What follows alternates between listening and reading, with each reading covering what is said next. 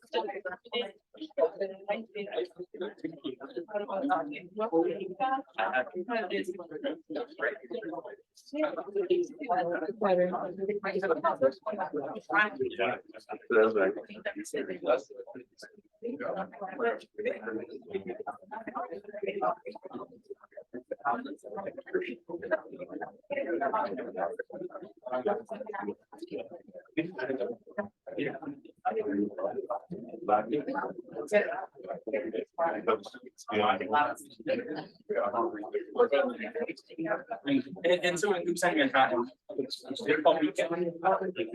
Yeah. It's a public, I mean, it's hard to explain. I used to be in a different building, but then I got like a huge public. Yeah, it's always gonna be. Okay, because I recruit the students that I was assembly university. Oh, really? Yeah, I intern in lots of.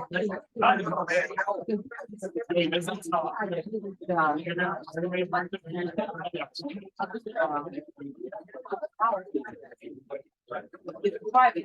I went to the Yeah. And then I went to private.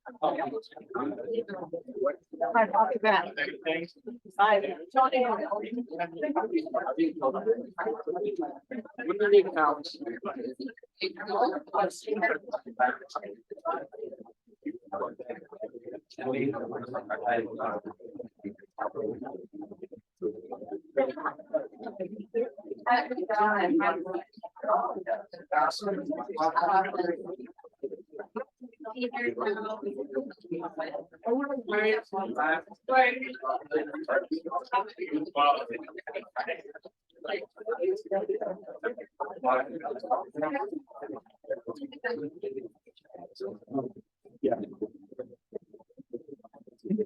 Down like Albert, you want me to do that?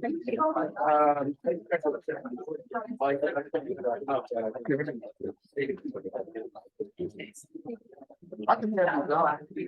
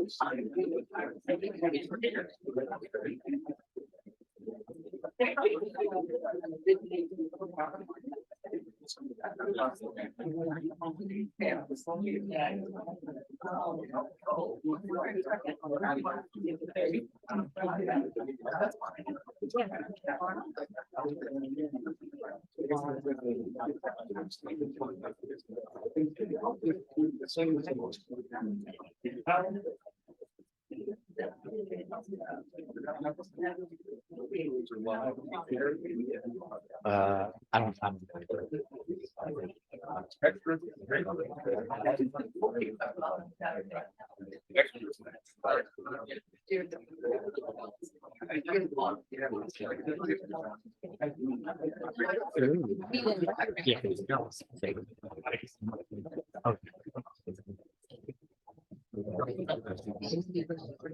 Because you can have every person.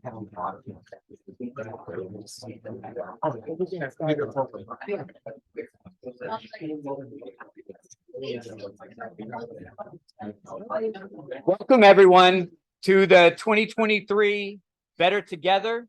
On behalf of the Black Alumni Organization and the Planning Committee, we want to thank all of you guys for coming. I've heard one comment more than any other at the meet and greet downstairs is that this is an incredible turnout. So I want to thank each and every one of you for taking time out of your day, whether it's on campus, outside of your studies, or your work schedule, traveling here. We just want to thank you guys immensely. I'm Michael Mosby, class of 1997. This is Alice Walker Duff, class of 69, honorary degree 2002. And we have a really full program. So we're not going to get right into it. I just want to say a couple of things. One, to be sure you have the handouts that has the program on it, and also a QR code that gets you to the BAO website. And we want to be sure that the students have already gotten the raffle tickets. Students, anybody doesn't have a raffle ticket, raise your hand. Okay, so we still have, come down over here and we'll get you a raffle ticket before we do the actual drawing. And yeah, not right now, but later. And without much more ado, we'll get right into the program. Robin Maxiel will be the moderator for this section. As you probably all know, Robin, as the Associate Director of Equity for the ICC, Intercultural Community Center, and co-curricular director of the MSI. So,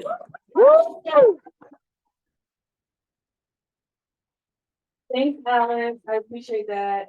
I had the lovely, amazing honor of being able to coordinate MSI in 2022, and then with the help of our awesome team at ICC, including leadership of Vanessa, we did MSI this summer. And MSI is an amazing program. For those of you, I know there are some of you in this room that have participated in MSI. So if you ever get any friends, tell them, hit us up, right? What is it? Let me get into it. That's a good question. MSI is the Multicultural Summer Institute, and it's a program that brings first year students to help them transition into Oxy. It's not so much a bridge program, but just an opportunity for students to get a feel of what it's like to be on campus. And it's a really intensive program. So it's 4 weeks, and they go through an academic course while also going experiencing some co-curricular things. My favorite part about MSI is the part that ICC plays, and we get to plan the co-curricular trips and take students all around LA. And one of my favorite ones particularly is when we go to Leimert Park.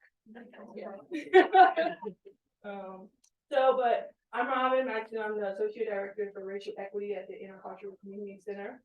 The ICC, as many of you know, is a place home away from home for students, for especially our marginalized students, particularly our students of color, and our student groups. And so it's a place where we hope that you find community, find a little sense of belonging, but it's a place where I specifically hope that you are able to be your full and whole self, whatever that looks like, in all your multifaceted identities, and we often hold a lot of them. So that's the ICC, but we are here to chat with one of my favorite folks on campus, President Elam.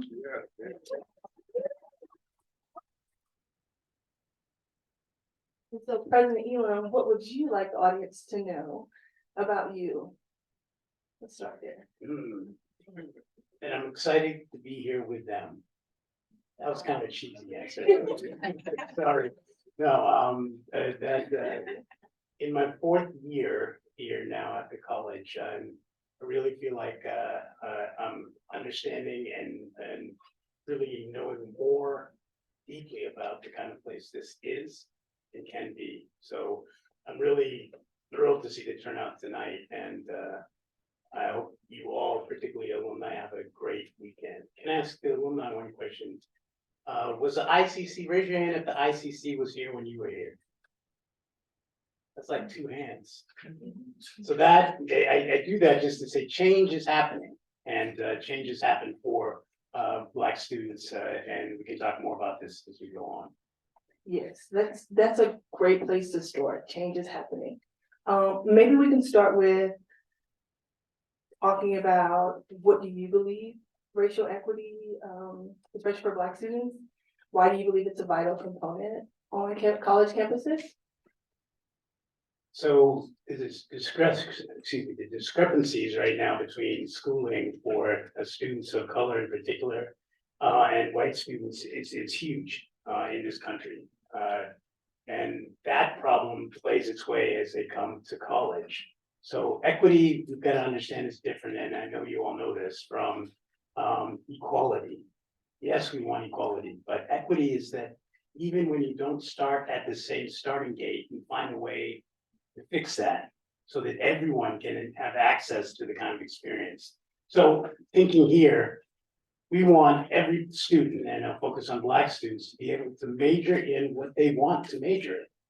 And to do that, they may not have background in something that somebody else did. They may have to start calculus differently. How do we even that playing field so everybody can have the kind of access that we want to see here? And equity also means, and I'll come back to this point a couple of times, that students have to understand that this is a place that where they can feel at home, that they want to be here and they want to be able to do their best work. That's why something like the ICC is so important to helping encourage and achieve that spirit of equity. I think about, because we started off with change. So I think about a quote by James Baldwin that says, not everything that is faced can be changed, but nothing can be changed until it is faced. And when we think about what equity is and equality, that's what comes to mind. So starting off with what has changed, what initiatives you've been able to implement under your leadership. One of the things I think about are the MJ Hewitt Chair, the transformation of the Black history, or the Black Studies major, right? My role in the ICC, the role of the Office of Equity and Justice. So how do you believe these have shaped the Black experience? So when I came here actually with Rob. He brought me to this room. This was back in March of 20, after I had just gotten the job. And there was supposed to be a reception outside with ice cream. And they couldn't be because of the pandemic, or the beginning of the pandemic. You know, you just couldn't shake, but you could shake people's hands. So anyway, here was a meeting of Harambe, and so brought me. So that was my first meeting with, and Harambe, as you may know, is an organization of Black men at Oxy, and so it was great talking to them. And I heard this one voice, the leader of the group, as I left. He said, "My president, he's Black." And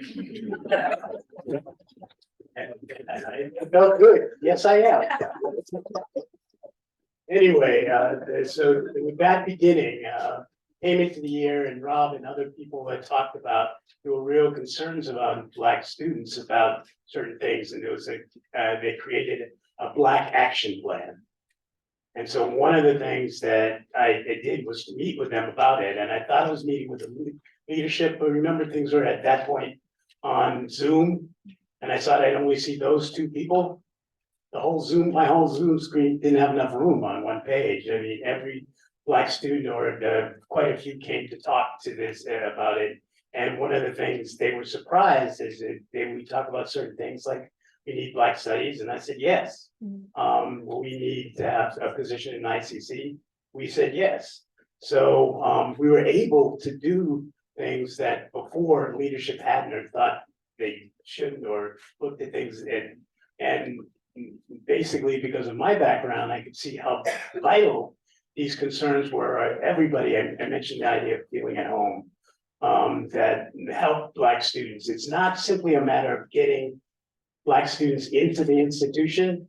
It's what are you going to do when they're here? And how can they have the experience? And we've got ways to go there, but that is one of the things during my time here. We've tried that, and it's great that in doing this, we've been able to have partners in Black studies, but partners on the faculty, like Virginia. I'm sure some students have taken classes with her. You can clap now, students. The relationship with the faculty was fundamental, and it's something that helped the effort to think about what we need to do. I was really excited. One of the things that I do in my job is I meet every new professor who's coming to and talk with them. At first, I thought it would be just a lot more work, but it's incredibly exciting to see. Where is he's got Michael, professor? Oh, there he is. Yeah, he blew my mind when he came in and talked to me about Black ecology. And so the sense of what Black studies or what constitutes Black studies is growing as well. So things are happening here in a variety of different ways that I mentioned already. But being able to have the ability to make things happen for students, to touch on things that interest them has been one of the driving forces for me in my experience here. I agree. Go ahead, you can clap now. Sorry. I've been listening and I got so excited listening to you because I agree. One of the things in my time here that's been so it's so moving is the community among our Black community, from the students to the faculty, staff, and alumni. And so to have a professor like Professor Murphy that talks about Black ecology, I've never heard anything about Black ecology, but that's what's the opportunity to learn about how our Black experience also plays out in so many other arenas, right? And thinking about that though, the recent decision of the Supreme Court, right? Last year, you told us that was one of the things that was keeping you up at night. And now the decision has come down. They're still up. And you're still up. So why are you up? Well, the big question is how is it going to affect us in terms of application and in terms of mission, in terms of what our classes look like? And we want to be as diverse as possible. So the question becomes, how can we do that in the new rules that the Supreme Court has put out there? No, the major change that you all know and heard about, right, is there's no race consciousness in admissions, meaning you can't use race as a factor in letting a student in or admitting a student. So we look holistically at students, and race is a factor in shaping students, and that's one of the things that is important. It's still to us now. What does that mean now? And how do you see it? One of the things that was left statement by the Supreme Court was the idea that if your experience, and it's your experience that's important, was shaped by things that being Puerto Rican and going to certain school on learning the language of when you first came to this country or whatever, that those experiences shaped you. That is something that can be part of a case for the person to come here. So it's somewhat confusing and somewhat gray in terms of that. So we'll see how it plays out. And I'm not a lawyer, so our general counsel could explain it a little probably better than I just did. But the main thing that we've got to do is think about how we're going to get the numbers of students and what are we going to use. Now, when this happened at Berkeley, back Prop 209, anybody here remember? I see head shaking. 209, yeah, it changed things dramatically. So not only were students not getting admitted to UCs, they weren't going, they weren't applying. So I'm hoping certainly that Black students or other students who are thinking about Oxy still are thinking about Oxy and not saying, well, I can't go there, I can't get in there. I go, no, so the recruiting is going to be really important. And where we recruit. And I stress this to you, alumni, and also students, reach out. If you know somebody you feel would be right for Oxy, or would get benefit greatly from Oxy, reach out to them and tell them about it and get them to visit. That's one of the things that changes. Anybody, people who did the fly out program. Oh, Katrina, you did it? Yeah. Can you just tell what it is, Katrina? So there's now it's called the Tiger Access Program, but it's a program that flies out traditionally like underrepresented students, so Black students be flown out, Christian, low income, to come to Oxy to learn more about the school. I think we came out during like admitted students day and just getting to like experience the campus when like it's lively, get to know their students, you get to live with students for like part of it too. And it's like a really great program because a lot of students, like I know for me, like I hadn't visited college campuses besides the ones in Colorado. And I wouldn't have imagined myself in a place like Oxy if I didn't come to visit. Like Oxy wasn't even on my radar unless I did access program that said, oh, Oxy's available. So I did LIDA and they encouraged it as well. So yeah. Thanks, thank you. And the rest is history. Yeah. So just finishing up on that program we can do, but we can't do it for strictly for students of color. So it's expanded, and we'll see what happens as students come. It's expanded to be low income and first generation students, so a larger pool that we'll get from. But anyway, that's the big thing there. We want to be diverse. We feel it's critical, and we know it's critical to any education, not for any other reason that it's a better experience for everybody involved when it's a diverse experience and produces better results. I'm sorry, my voice is a little raspy, but I'll stop there. No, yeah, I admire that. Our goal is to continue to foster an environment where we admit students, we have a diverse pool of students.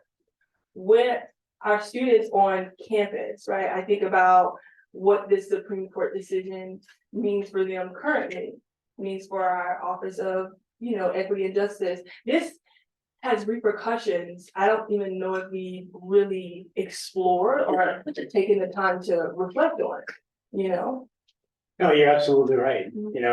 Technically it's just about admissions, but it's not. So it's about other things like also, and can't go into details on this, is financial aid and scholarships that are strictly for Black students. Can you have those? Our general counsel is looking at that deeply to see what we can do and what we can't do in terms of money that's been established already. So that's a concern. Faculty are also concerned in how we advertise for them. So the list goes on and on. The repercussions, as you said, it can possibly affect. But what has to happen for us is we stay true to our values. Diversity, equity, community, service are values that we hold deeply. And I think back at, do we have any graduates from the 90s? Well, I hear people from the 90s speak with nostalgia of what an amazing time it was, in the time of multiculturalism. In the time we had classes at that point that were 51% or so students of color. Right now we're at 48%. So I want to see what happens as we go into next year and beyond as a result of this. We have, and I'm biased, but we have a great, if not the best person doing admissions in Mari Martinez, and she's really done a lot to make sure that we keep at that number. Or my hope is that someday we can go beyond that. But if so many factors are there, like the ones we just laid out. Absolutely. We've definitely there's been conversations way before. Like I said, this was a conversation that we had last week. Am I good on time, Kevin? You're fine. Okay, great. This is a conversation that we had last year, so it's been on your mind, and I'm sure it's been on the mind of our senior leadership as well. And I remember being in a room with a few folks were included, and we were talking about this, like, what does this mean, not just for admissions, but for our students that we currently have. And so we're sitting here, we're talking about, what we are, the Black experience, right, for our students. So what can we do in this room to ensure that we continue to elevate the Black experience? So last year when I asked for a show of hands of how many students felt like they belonged here. Do some of you remember asking? And how many hands went up, do you think? None. None, there wasn't. But and that's what I did. I was like, oh no, Yeah. what's happened? But if you think about it, and DeAndre over there, I became a consultant. My focus group of one,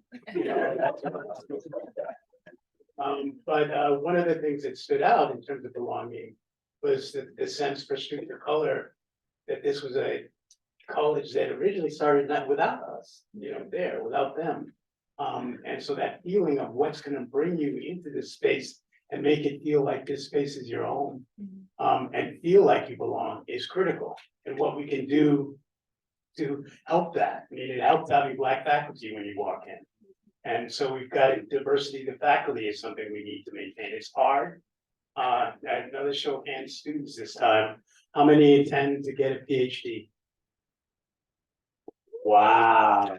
Yes, but That is so, that just warmed the cockles of my heart. And that's great to see. And that's what we need. wait till they get there. That's what's gonna, hopefully down the line continue. We want more Black professors, we want more professors of color. And that's one of the things that's gonna make a difference in Black students feeling at home or belonging. There are other things too. Yes, go ahead. Do you have any plans to have conversations with students who currently go here about our concerns and things so that we can improve our experience while we're still here? Yeah, I'd love to do that. And that's a good point. Happy to do it. Let's set up a time. No, Okay. literally, just a meeting. Okay. We just want to make sure we. Oh. Oh, sure. Your question was, is it possible for me to meet with the students and hear their concerns?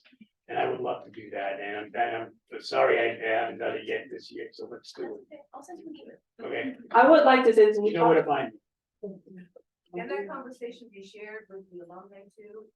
Because I'm really interested to understand why you don't feel you don't belong. I really want to understand that, because to me, wherever you are, I don't care wherever it is on the planet, you should feel you belong there. I agree. I agree. So I think that's a very important conversation to have, and I'd like to see the results of it too.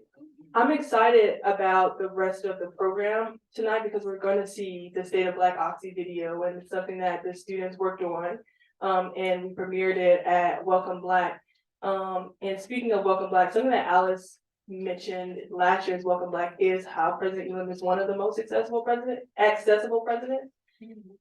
And I have to affirm that. I do think he's one of the most accessible presidents that I've worked with. And Syracuse, Mount St. Mary, Northwestern, where else? None of them were as accessible. So thank you. I appreciate it.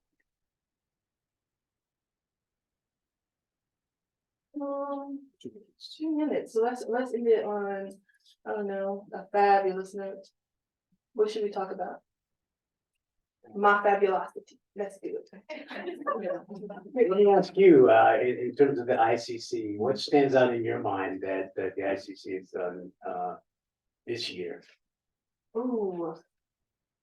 This year? Okay. I really was just joking about talking about my fabulosity. But if you want to, no. I'm gonna talk about the fabulosity of the entire ICC team. So we did the September Welcome Affinity Mixers, and this wasn't new. This was something that was already kind of happening on campus. I remember Chris Arguedas, who was the previous director of the ICC, he was doing it. And then our former VP of Equity and Justice, they were doing it as well. And then last year, we didn't get the opportunity to put them on. So this year, I just kind of thought like, we have such amazing cultural graduations to send our students off with their families. We should have something fantastic to welcome our students and to immerse them into this community. If we're talking about belonging in community so much, like why don't we have events that showcase that? Because that was one of the disconnects that I was seeing on campus. It's like, where are our students? How are they celebrating themselves? How are they seeing and meeting each other? So we did 5 affinity mixers throughout the month of September, starting with Welcome Black. And that was amazing. Like I said, we premiered the State of Black Oxy video, right? So good, right?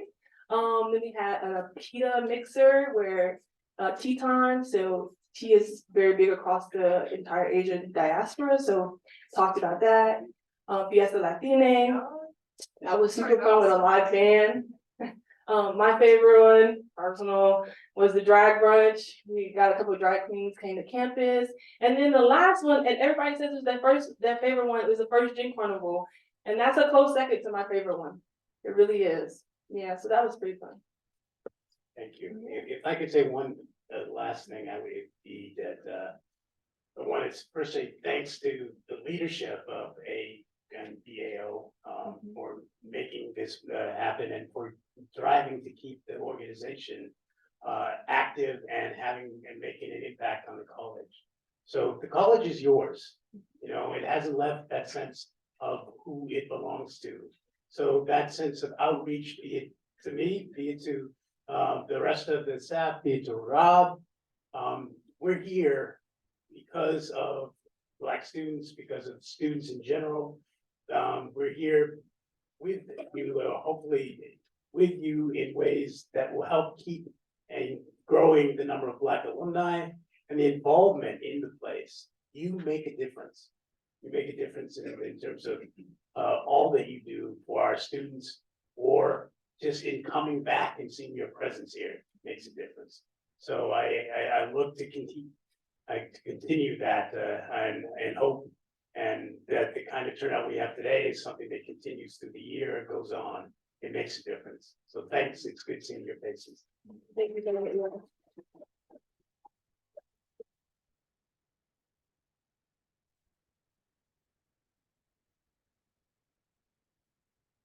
I just muted it, so you start press this button. Cool. Thank you. Is it okay to unhook the HDMI from the laptop here?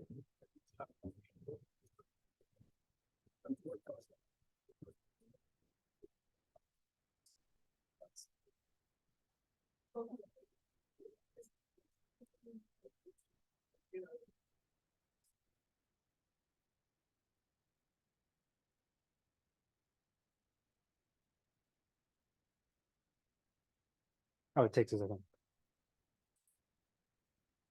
Okay, there we go. Let me get my timer. Hello. Okay, it's been a while since I've heard my voice on a microphone. I'm not all too comfortable with it, but we'll make it work.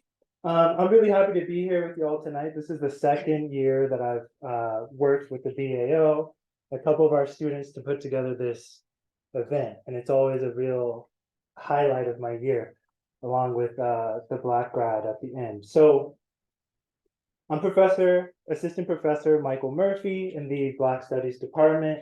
I've met some of you. I hope to see some of you students in class.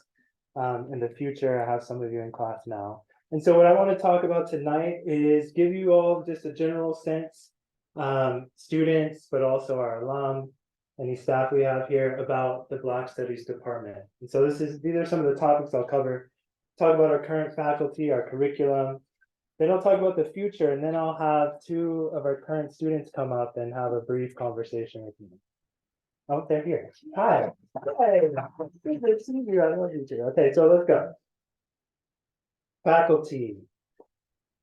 So this is the second year that Black Studies, the Department of Black Studies here, has had 4 full-time faculty. Before that, we were a program. We had 2 core faculty and a bunch of affiliated faculty who I'll shout out in a minute. But our current faculty include Dr. Erica Ball. She's a historian. Her work specializes on 19th and 20th century African-American history. We have Dr. James Ford III, who splits his time equally between Black studies and English. And he's a literary scholar who specializes in the aesthetics of Black radicalism and Black popular culture, as well as Western political thought. We also have Dr. Yumi Pak, who is also a literary scholar, and her work is focused on Black literature, but especially at the nexus of the US, Jamaica, and Scotland and the broader UK. And then for myself, I'm Dr. Murphy, Professor Murphy. I'm a sociologist by training. And my work, it really specializes in what I call anti-colonial and environmental sociology. I was hired here to teach courses in Black ecologies, which is an emerging field in Black studies. And so that's a little bit about me. And as this already came up tonight, they were really proud of the fact that Black Studies has a permanent endowment, an endowment which has supported our chairship. So we have the Mary Jane Hewitt Endowed Chair in Black Studies. Professor Erica Ball is currently our chair. And then we have a bunch of affiliated faculty. We have 8 affiliated faculty from across campus. Some of them are with us, I think, but Professor Freer's here, who you'll hear from in a moment. And our affiliated faculty teach in a broad range of departments, but they will either teach electives for us or courses that we cross-list with their departments. I won't name everybody, you can see the names.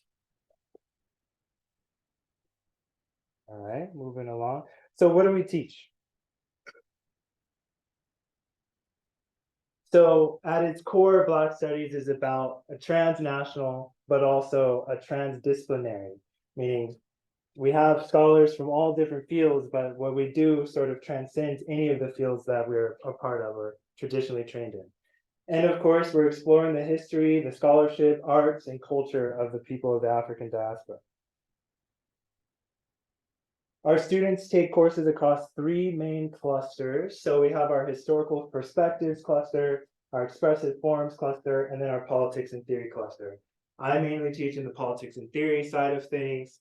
I'm teaching a course called Black Ecological Thought. I see some of my students out there tonight. Next spring, I'll be teaching a course on the sociology of W.E.B. Du Bois. So W.E.B. Du Bois is one of these figures who contributed to Black studies before there was Black studies in that formal sense, right? He was a sociologist, a historian, he wrote novels, he did all sorts of stuff. But only recently have sociologists actually started to embrace his approach. And so I'll be teaching a course focused on his approach to social thought and analysis. In expressive forms, we have a range of courses, Afrofuturism, not Afro-pessimism, my bad. Afrofuturism, courses on Toni Morrison, Black women rights, social justice, and many others. These are just some of the courses. And then on the historical perspective side, I know some people have taken style politics. Professor Ball, that's a popular course. Slavery, freedom, and American memory. And then of course we have a sequence on African American history 1 and 2. Those are just some of our courses. So really quickly, I wanted to plug our courses coming up in the spring. So we'll be teaching Intro to Black Studies. That'll be taught by Professor Ford. Professor Pak is going to be teaching a course called Black Britain. I have the Du Bois course. Professor Pak's going to be teaching Black feminist movements. And then I'm also teaching a course called Waywardness, Fugitivity, and the Anarchism of Blackness, which is basically about Black anarchist thought and movements. And of course, every major writes a senior comprehensive paper exploring a topic of relevance to Black studies. The future. So, you know, we're a newer department on campus, and this is the first year we've had our full faculty. So we're still developing out our program in a sense. And so one of the most immediate things we'll be doing is hiring an additional faculty member. That'll be hopefully this fall, next fall, we'll be putting out a search for a new colleague. Yeah, it's exciting. We're not quite sure what the specialty area will be, but we're working on that. I'm also trying to develop some community engagement opportunities. So if you're an alum and you have ideas, you want to partner, we'd really love that. We really need to build out our community engagement. Right now, I'll be integrating. So for students who are interested in taking either the Du Bois class or the course on the anarchism of Blackness, I'm going to be working in community engagement components in both of those in the spring. We'll be working with an organization called Pasadena Black Equity Project, which is a small community-run organization. But what's really interesting about them is that they run a mutual aid fund. People know about mutual aid. So when people get together and pool resources and share them, and so it's really cool what they're doing that work. So we'll be working with them in the spring. Take the course, one of the 2 courses. If you're interested in that, there'll be 2 separate projects related to that. But we're looking for other opportunities to expand community engagement, which has always been a core part of what Black Studies was supposed to be about since its beginning.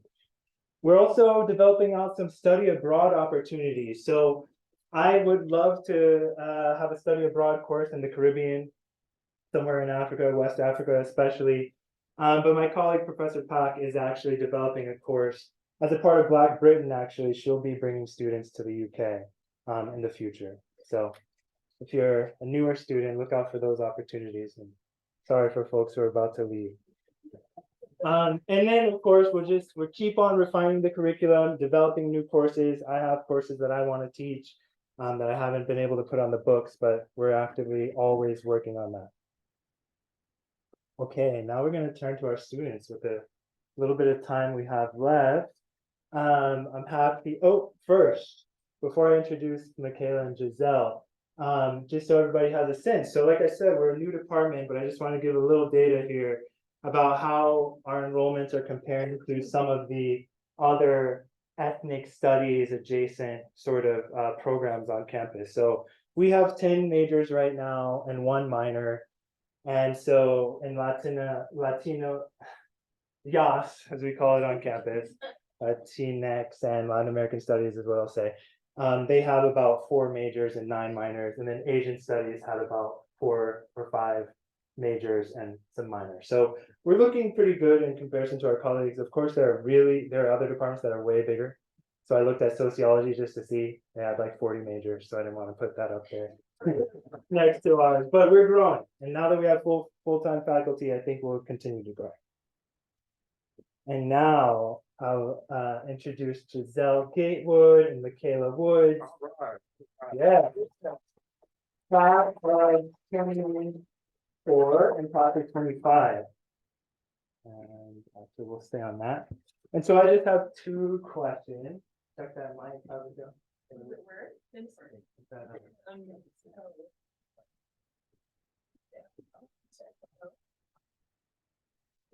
It's okay, we could pass this. He's gonna check it. It's good. You're good? Okay, cool. So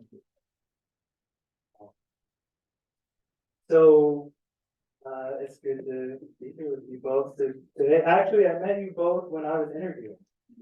You interviewed me. So now I get to switch it up. So my first question for y'all is, well, what led you to declare Black Studies as one of your majors? Because I know you're both double majors. And what have you enjoyed most about Black Studies at Oxy? I'll just do a quick introduction. My name is Michaela Woods. I'm a junior. I use she, her pronouns, and I'm an American Studies and Black Studies double major. And what originally led me to Black Studies was at the academic fair. I came into Oxy thinking I was going to be an English major. I was like, I love Toni Morrison, so English makes sense. I'll just be an English major. Then I met Professor Ball, and I learned that Black Studies was an option. And what I love about Black Studies, which Professor Murphy kind of alluded to and talked about, was that you can take a wide range of classes that still count under the Black Studies major.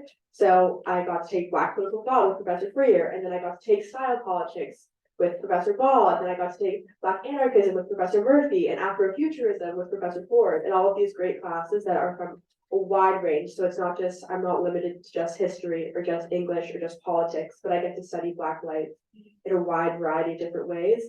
And then the other thing that really drew me to the department was how kind and supportive the faculty were. Black Studies has really been the place where I felt most at home and most included in the Oxy community in general. I'm constantly in the Black Studies suite. I'm constantly in Professor Ball's office hours every week, just checking in about what I want to do. And I also love it so much that I want to become a Black Studies professor and teach at Oxy because they have inspired me so much. So it's really shaped my experience here, and I'm very grateful for all of them. Hi, I'm Giselle Gatewood. I'm a senior Black Studies and Critical Theory and Social Justice major, minoring in education and gender, women, and sexuality studies. But before coming to Oxy, I actually thought I wanted to major in kinesiology, which is so different from Black Studies. But before I got here, I got to talk with a lot of Black upperclassmen, Katrina being one of the Black upperclassmen I got to speak with. And they were telling me that at the time, Black Studies was not a department yet. And they were saying, oh, Giselle, like Black Studies is a department, let's like show numbers, like minor, major in Black Studies. But then that same year, before I even got to Oxy, it was a department. But I still wanted to try out the class. And so Professor Ball's Black Studies 101 was the first class I took, and I loved it. I was obsessed, and now I'm here. And I think similar to Michaela, I think I just love the Black Studies department because I can show up as myself.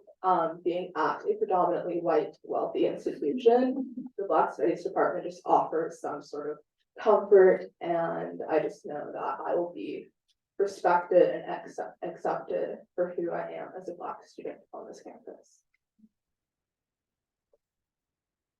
Thank you so much. So the next question I have, and then we'll open it up for questions from the audience. Tell us a little bit about your research you've been working on as Black Studies major. So Giselle is in the midst of senior comps, and Michaela has done some summer research. So yeah, tell us about your research. So I was a Billington Fellow last summer, so I was able to conduct research all summer.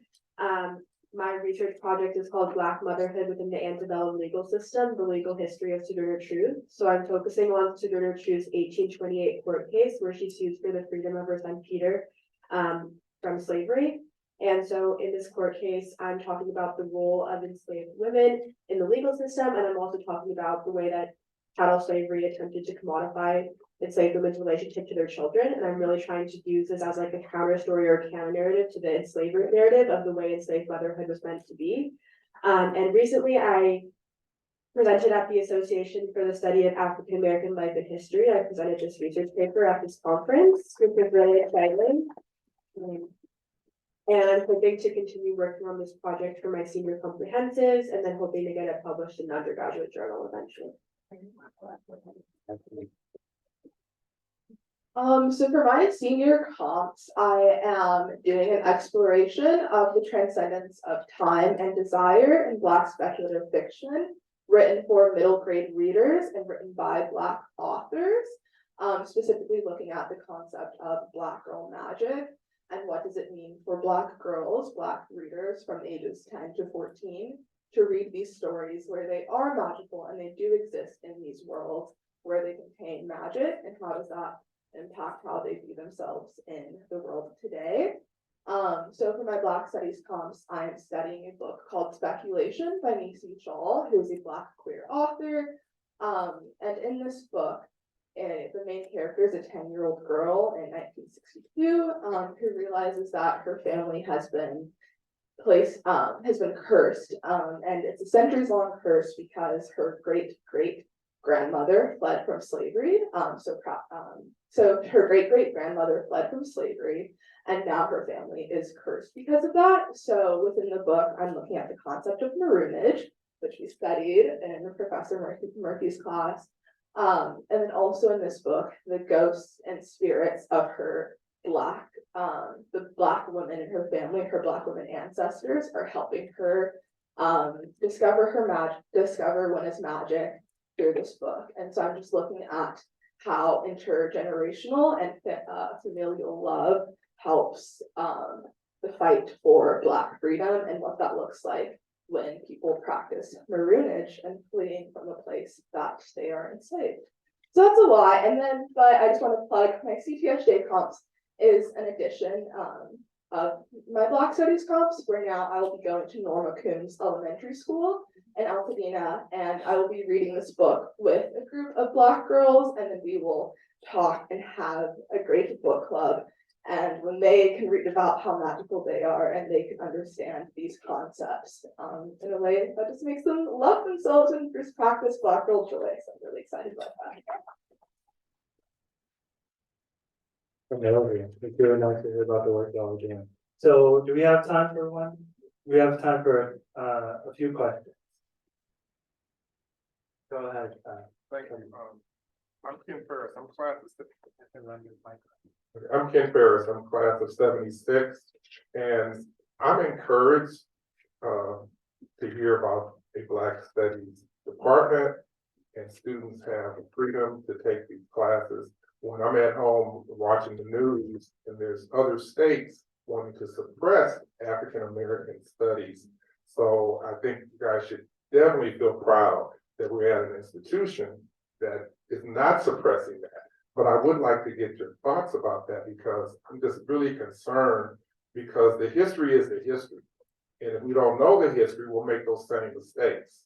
So that's why I think it's important that we continue all of history, no matter what your ethnicity is, but particularly Black studies, because it's critical for this, how this country began. 100% agreed. Something that I've been able to work on is the conference that I was speaking of. It was actually in Florida with the intention of going as a form of protest. So a bunch of Black historians from across the country came to Florida. We did a banned book reading.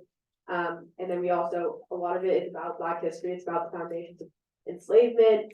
And we talked about it in Florida, of all places, which is, as we know, are saying some really wild and untrue things about the foundations of enslavement and trying to ban Black studies. So that was a powerful example of the way that Black studies has the ability to kind of bring this awareness to a place that is otherwise trying to silence these voices. So should we take one more question? All right, we'll take one question from a student, and we have to move on. So what is maroonage? Oh, maroonage is there's so many definitions, but the one that I'm using for my comps is flight. So fleeing from enslavement is the definition that I'm using for my comps. And so maroons are people who were enslaved and they use their own autonomy to free themselves in the motion of flight. I just have one thing too. I want to know what the policy is for alumni to audit the class. How a Black Studies department. That's a great question, and I think about how amazing it would be to have some alumni in my class. I don't know the answer to that question though, but I can try to find out. Oh, Yeah. that's right there. So we got to move on with our program. Thank you both so much.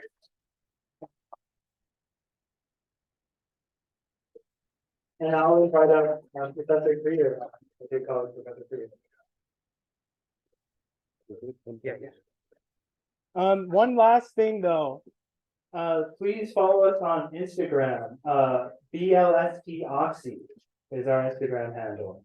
Run by Michaela and our other student intern, Marley. And feel free to reach out to me by email if you want to talk about anything. Thank you. It is really amazing to have a Black colleague. But particularly one who's as brilliant and inspiring for our students as Michael Murphy is. So I'm full right now. So I have the pleasure of introducing the documentary that was referred to earlier. Some folks were wondering about how Black students see themselves and why it is they don't always feel that they belong. And the documentary in part answers some of those questions. And so the documentary is the first pilot project of the Ubuntu Fund. Are there any Ubuntu Fund donors in the room? Thank you, thank you, thank you. So the Ubuntu Fund, I am because we are, right? This notion of collective responsibility to one another is the foundation for it. And so the fact that we have folks in the room who helped to establish this fund very generously to support Black student success on campus. That is what the Ubuntu Fund is intended to do. There's a committee of folks that involve alums, faculty, staff, and students who are determining how to best and most with most fiduciary responsibility, expend those funds to make sure that student success is supported. And we want the students to have some kind of, agency in that as well. And so the first pilot program that came out of this was the documentary that you're about to watch. This is student produced and directed. A number of our really talented students put this together. Zane, Tony, and Maddie put it together.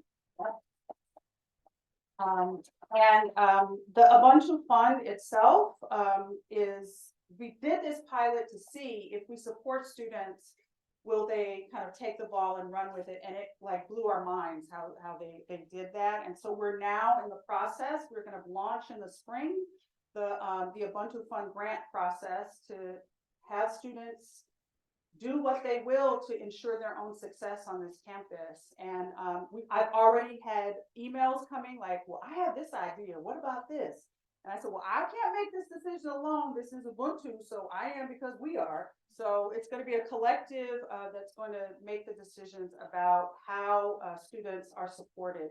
But we're looking for ideas that not only will be about individual success, but will be about collective success. So I'm really pleased to be able to introduce the State of Black Oxy. This is not a promotional product, and the students were very clear about that they wanted to be able to tell their own truth, and that truth may be something that doesn't resonate with everybody, but it's theirs. And the idea for them was that they wanted to, and I feel funny speaking for them, but they're not here because they're studying. Part of what they wanted to communicate was there has been progress, absolutely. There are things that students at Oxy today are able to witness and experience that represents change. And there are ways that their experience is not being maximized, whereas other students who are their peers are. And that is the gap they want to address. So that's what this is kind of focused on. So I think we'll have an opportunity to hear from some alums about their reactions and responses and the encouragement of dialogue, which is exactly what the students wanted to do. So without further ado, I have to do it? Oh. I can do it. Yeah, I don't remember. It's 18 minutes long. I could. My name is Oluwabukumi Onosanya. I go by Kumi. My name is Aliana, if you call me Ali. Yeah, I'm Isak Benyandesbo. I'm Ajani. I'm a sophomore. I'm a sophomore, class of 2025. Currently, I am a third year here at Occidental College. I'm a senior, class of 2023. I'm a politics major and I'm from North Richmond, California. I use the he series and I'm from Fitchburg, Massachusetts. My pronouns are she, her, and I'm from Maseru, Lesotho, which is in Southern Africa. My pronouns are she, her, hers, and I'm from New York City.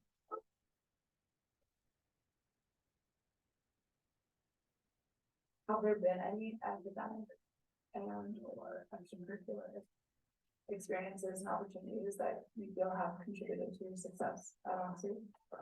I'd say this semester in particular, I'm taking marine bio, and we've been able to do some like field trip stuff on a research boat, which has been really cool. See some organisms that they pulled out off of the just outside of the LA harbor. Just like that in-person experience has been really cool. My first year was the Zoom year, so I was just kind of at home, really just doing classes. So I kind of got to know the schoolwork from that. But I've really enjoyed some of my upper level classes that I've gotten to do more recently. Like right now I'm taking critical race theory, which I think has been really impactful. I also took Black political thought, and that was interesting just because I got to learn about a lot of stuff that I like hadn't been exposed to before. So just mostly like classes with my Black professors, I would say. I think being a part of the Cosmos group, which is basically just a scholarship fund for STEM students, meeting those professors in the STEM department, some of the chair of the departments, just having that connection and personal relationship has gotten me to have like a community here, a small one that I feel like wants my success, if that makes sense, yeah. The track and field team, just because like there's a lot of us on that team, and I'm all on like different majors. But like within that, like at first coming to Oxy, like my sophomore year, I was thinking about transferring after my second semester. But I feel like being here and like being part of the track team, like I've sort of like found a community of students on campus that I can really connect with at a different level. And so that's sort of like really helped elevate my success levels. And then also just like expanding my friend groups as well, expanding my horizons to like meet different people from different cultures. It's really helped me as well. I got the opportunity to be an Obama scholar, which has been really cool. So I spent the summer living in LA last year and interning with Strategic Actions for Just Economy, doing policy research, doing transportation research, looking at how we can make it equitable for especially poor folks here in Los Angeles. And I got to work with some really awesome students and meet a bunch of people that are like in the world organizing and working on things that I want to be working on when I leave campus. I would say the ICC is like, that's like my second home, honestly. Intercultural Community Center. I worked there since freshman year. And I feel like through there, I've met some of the best people on this campus. I really love my coworkers from like think like my coworkers from freshman year to now. Like I'm still really close friends with some of them. It's just been a space where I've been able to connect with a lot of Black students, honestly, and also, you know, the staff there. Like currently, Robin's like the best person on face this earth. Katrina's amazing. Allie is awesome. She, you know, does so much just to keep the organization. And Vanessa also just started. Like I really have a lot of respect for the four of them and the work that they do to keep that space working. And I think that as a Black student and, you know, worker there, I've always viewed that space as a place where I can feel, you know, safe and comfortable, where I'm going to be around a lot of people of color and kind of get away from the difficulties of campus. I think outside like BSA and like the formal structures like the ICC as well that were meant to support like PFC students and like Black students specifically, it's through like the faculty or staff in these like buildings. I really like turn to Katrina and Robin a lot in the ICC for like mentorship and guidance on like how to maneuver the space, you know, like what it is, like some of our experiences that feel alienated here. Like it was nice to have a sounding backboard, people who kind of anticipate these feelings and know how it goes by. And then also, again, faculty, I really love Professor Crawford and like just how she connects the students and how they make sure to, you know, reach out, say hello, and like keep their door open regardless of what's going on. So I really make sure to just kind of try and reach out to back professors on campus, introduce myself where I can, and like in small ways that makes a difference, because walking on campus, you know, doesn't feel lonely anymore. It doesn't feel as like, you know, as alone. So yeah, that's nice.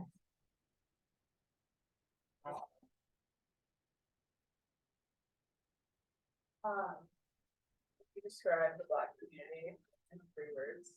3 words. Yeah. Diverse. Not by numbers, but we have a bunch of different types of people. Some people straight out of Africa, like myself and my friends out here.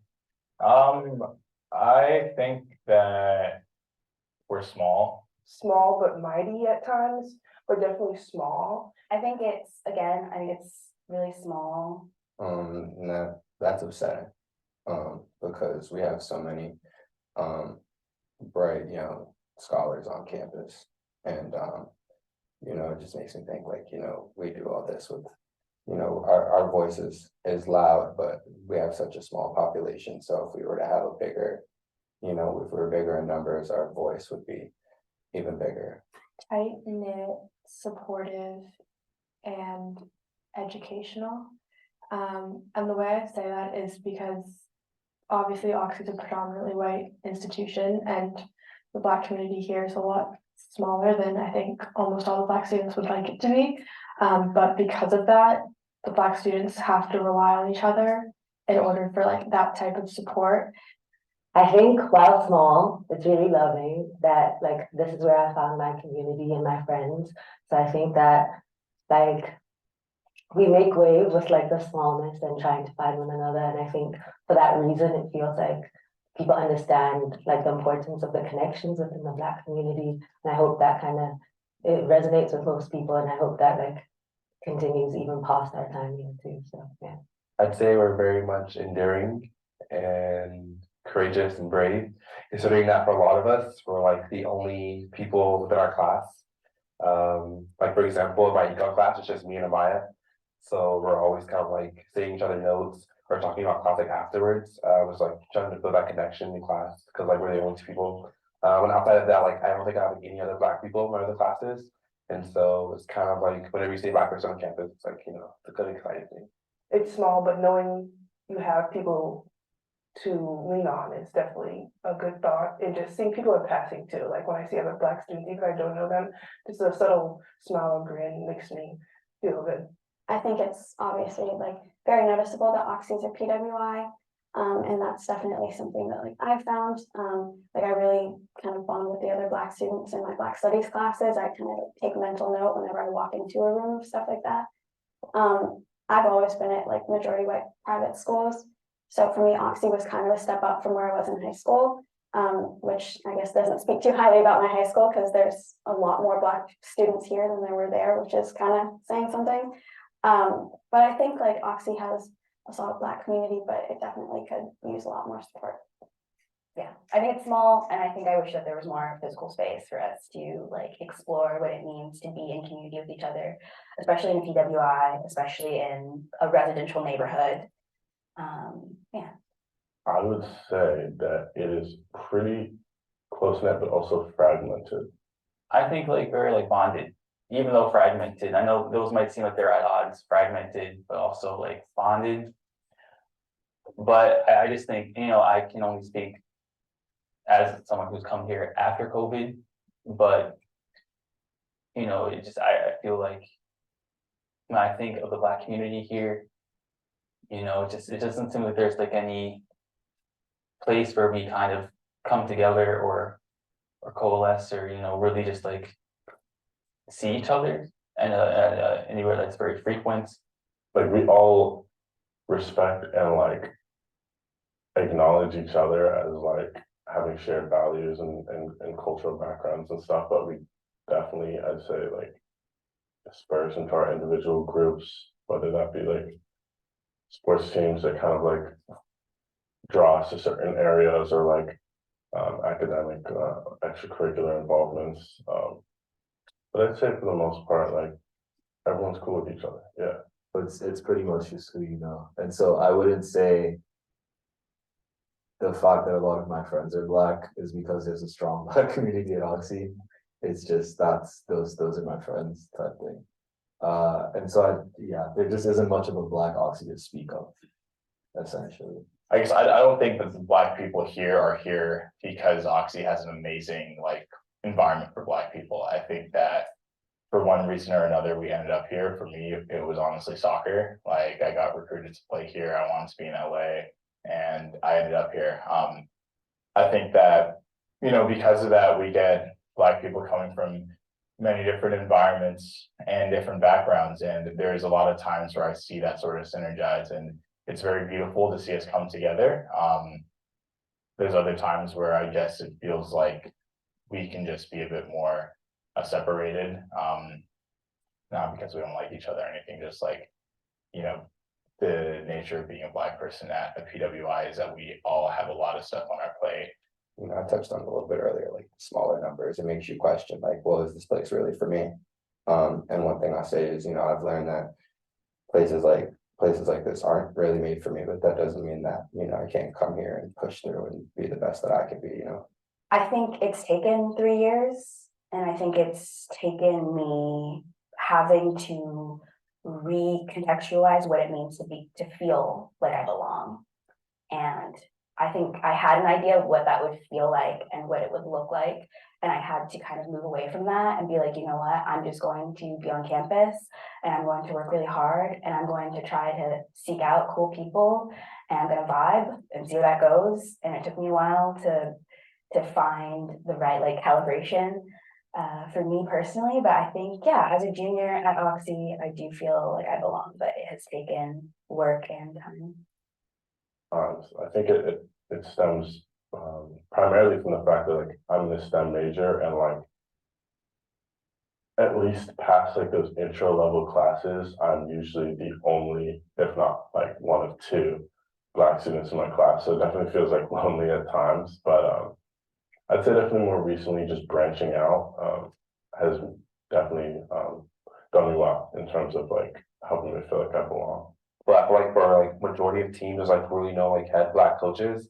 And even coming from track, we have like 4, 5 male coaches and 1 female coach. And all of them are like either white or Asian. So there's no real like Black representation on that team. I can definitely tell that it's missing too. Which one of the other Black athletes on the team, they always talk about it. And I feel that like if you were to have like someone Black as a coach or like an addition of power on the team, it would like make a huge difference for a lot of us. Probably motivate us more, like make the practice dynamic different. And so maybe change some things up. So it's definitely missing there. I feel like there's not support for Black students here unless we seek it out. I think the ICC is great. Like I love the ICC. My personal experience with the ICC has been amazing. But when I look up to other forms of administration and like groups on campus, I don't think that they do anything for Black students. I definitely, I get like, I'm very invested in a lot of what we're reading in Black studies. I'm like, this is what I want to do. I like this, I'm really passionate about it. And that can very easily, when people are maybe like not being the most respectful, maybe not kind of giving it the level of like care that it deserves, that can really make me pretty angry. And so especially when it's coming from white students who I feel like should be really, if they're going to be in a Black studies class, which already has its own debate about, but should really be putting in the extra work to be an ally, to be an anti-racist person in that class and to put in that extra effort. And when that's not happening, or when I feel like my experiences as a Black woman are being told to me specifically from a white man, that also really frustrates me. I've had some really like triggering conversations about respectability politics with white men in class, and I'm like, don't tell me what the part of my life is. So that's when it gets a little bit difficult. Being on the basketball team and having a Black assistant coach, I go to him a lot. And Robin at the ICC, just seeing people that look like me, I tend to then, even if they are like not that position or that's their job or responsibility, I feel like more comfortable with them. So those resources, and I don't like using like Emmons or going to people here because usually it's like more a process, writing a report and stuff like that. If I need help quick, I'll go to the people I know and that are Black, to be honest. Yeah. I will say that we're restarting the African Students Association, which apparently was active not too long ago. I don't want to say to pick up the slack, but just like as another, forum for Black Oxy to sort of regenerate itself. Yeah, so I think right now though, yeah, we're in our building phase. We're trying to figure this thing out. But I think we're trying to define like what sort of culture we want to bring to BSA and like the Black community here. And I think that's where I think we're at right now. Yeah. We know what we want. We know what we need. Just listen to us. I feel like we don't even ask for too much for real. We just want a few dollars here to throw this event, you know. You wanna have this space, we can throw this event, do this, that, and you don't even ask for that much, just listen. Yeah, I think that's what I think. I know it can be hard sometimes and just really draining. But I think like you definitely like you have valuable things to say and your experiences are really valid, and to not let any culture on campus kind of detract you from feeling that way about yourself. And there's definitely like a lot of progress that needs to be made, but I think don't like try not to be intimidated into not speaking your mind, because like you have important things to say for sure.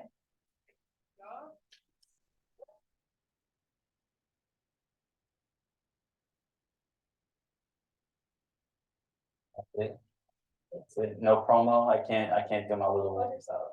I've been making this the sea foams, the edibles, what's that stuff called? The sea moss, buy my sea moss. buy my sea moss, you know, SoundCloud.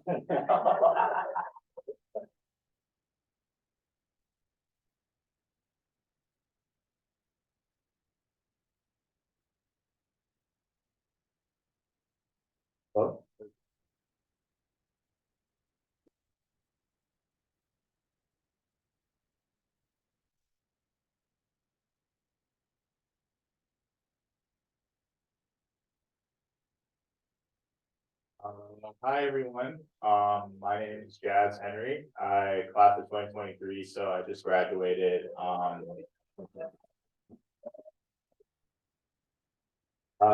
I currently am working at LA28, the Olympics Planning Committee. It'll be in Los Angeles in 2028. I'm doing sustainability planning, and I'm getting my master's in urban planning at UCLA. Thank you. Thank you. So yeah, I guess I just want to quickly, my thoughts on that video. I think that for me, I came here in 2019, and I'm pretty sure I'm the only, or the most recent pre-COVID student in the room. And I think that we're at a pretty critical point right now. Oh, Katrina. But like in terms of the progress of our community on campus. What I remember from 2019, 2020, before COVID sent us home, was that there was a lot of pain on campus, spring semester especially. And what came from that was I felt like for the first time I was going to see actual institutional change at Oxy through the Black community, because we had professors giving us their personal emails, holding space in all of the most radical ways it felt like, and the community truly came together. I, don't think I went like a moment without getting emails or text messages about some sort of thing happening on campus. I was in a Rastafari class as well that became extremely powerful for me. Yeah, Professor Griffin, I don't know if he still teaches there or not, but he taught that class. And I think that when COVID hit, everything just stopped. It was very hard for everyone to stay connected, and we came back a year and a half later, and for me it felt very hard to connect in general. I felt like I was holding on to so much of what I experienced as a freshman, and feeling like I'm a young 18-year-old Black kid out here with no family, not knowing what to do. And then I came back and I was a junior, and honestly it took me like almost the entire junior year to realize that I had a role where I had to also step up and try to be a role model and a leader for the younger Black students. And I think in that time of not knowing what to do, I felt isolated, I felt disconnected, but I also realized that there are many other people younger that were also going through that and experiencing that as well. And I think if anything this video could show would be that there are many avenues to where we can still uplift and connect the Black community, to where we can hold radical space. Like we can connect the department to Black Studies department within other classes, do urban planning, and we talk about Black people every day. But I was the only UBP major at Oxy that was Black. And within my cohort, there's like 70 people and only 5 of us are Black. And I'm not saying go be a UBP major, do what you want to do, you'll be excellent at it.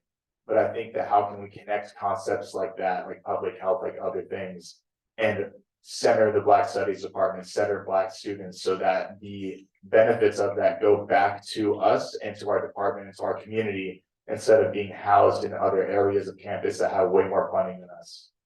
I got more thoughts, but I know we're on time, and we have two great panelists here as well. If you all just want to introduce yourself, we can get some questions from them answered, and then we'll turn it over to the audience after. Hi, good evening. My name is Jackie Provost, class of 2002, kinesiology major. Lewis Swift, class of 80, parent 12. Glad to be here. It's really interesting to me because I got a long involvement from when I was at Occidental. I was BSU president, and then I was involved with the alumni leadership from throughout at different times, and seeing kind of the transitions and things is very interesting. I look forward to having a kind of a dialogue about that. Yeah, so let's go to the first question now. So just what are your all's thoughts about the video, just candidly? Common theme, common theme. From the time I started at Oxy to now, there's a couple of things. One is the more Black leadership positions in authority, so to speak, whether they be faculty, staff, coaches, whatever, the more there are, the more connected we feel that we have something in some place to go. And I've seen that grow to now, to including this Black Studies department that we had nothing like that. Right. I'm sorry, we had Black Studies department that we had nothing like that. That this is the expansion of Black leadership and Black roles of authority. And I look, thank President Elon for bringing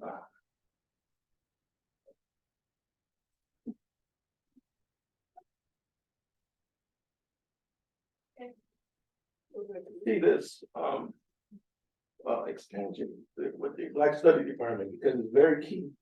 So that's one thing. The other thing is just the connectivity. So you got connectivity with the students to the authority, but then you have to have the upper class connected to the younger class.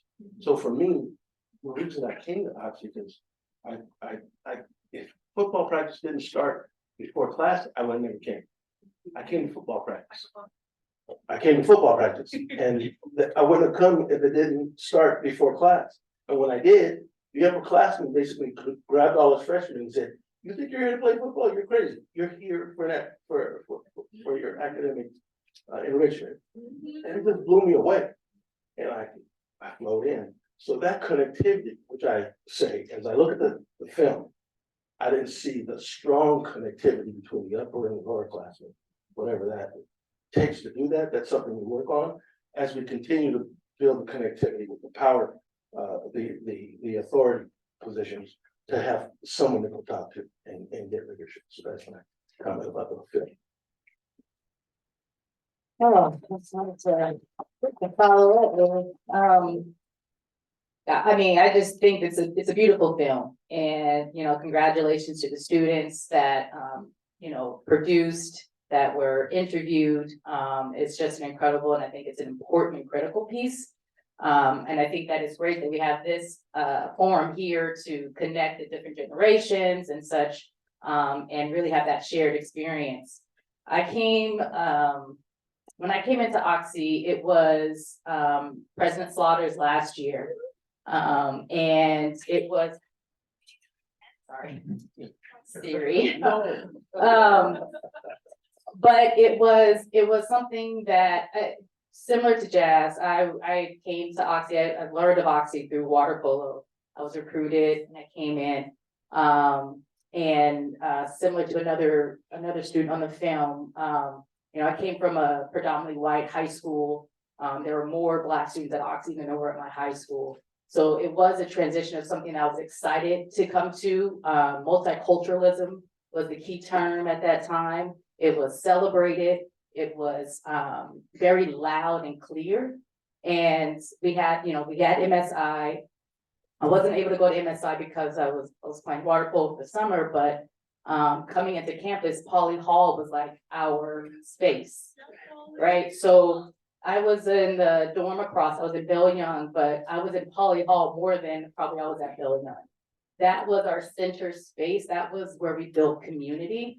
And so when seeing this, I'm wondering, like, is Poly not the hall anymore? That's something that we might wanna look at. It's critical. I remember Lauren Hill CD drops and you would hear every dorm room from Poly Hall and in my little room from Bill Young blasting Lauren Hill. It was special. It was something that we sought each other out. We knew that we had to seek each other out. And we just had a really great community. But it was also small.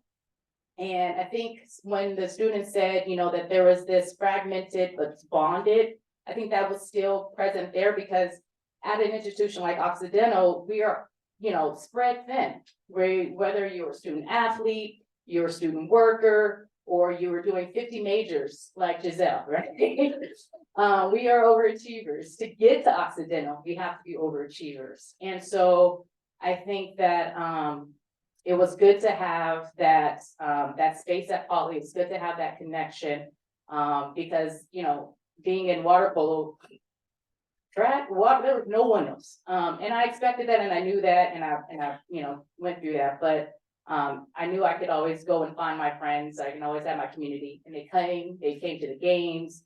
It was really special. So, and we had a voice and such, but yeah, I think that this is critical. I think that there is definitely ways that we as alumni need to model, teach, explain, and share our experiences so that students know what's possible to build that community and such.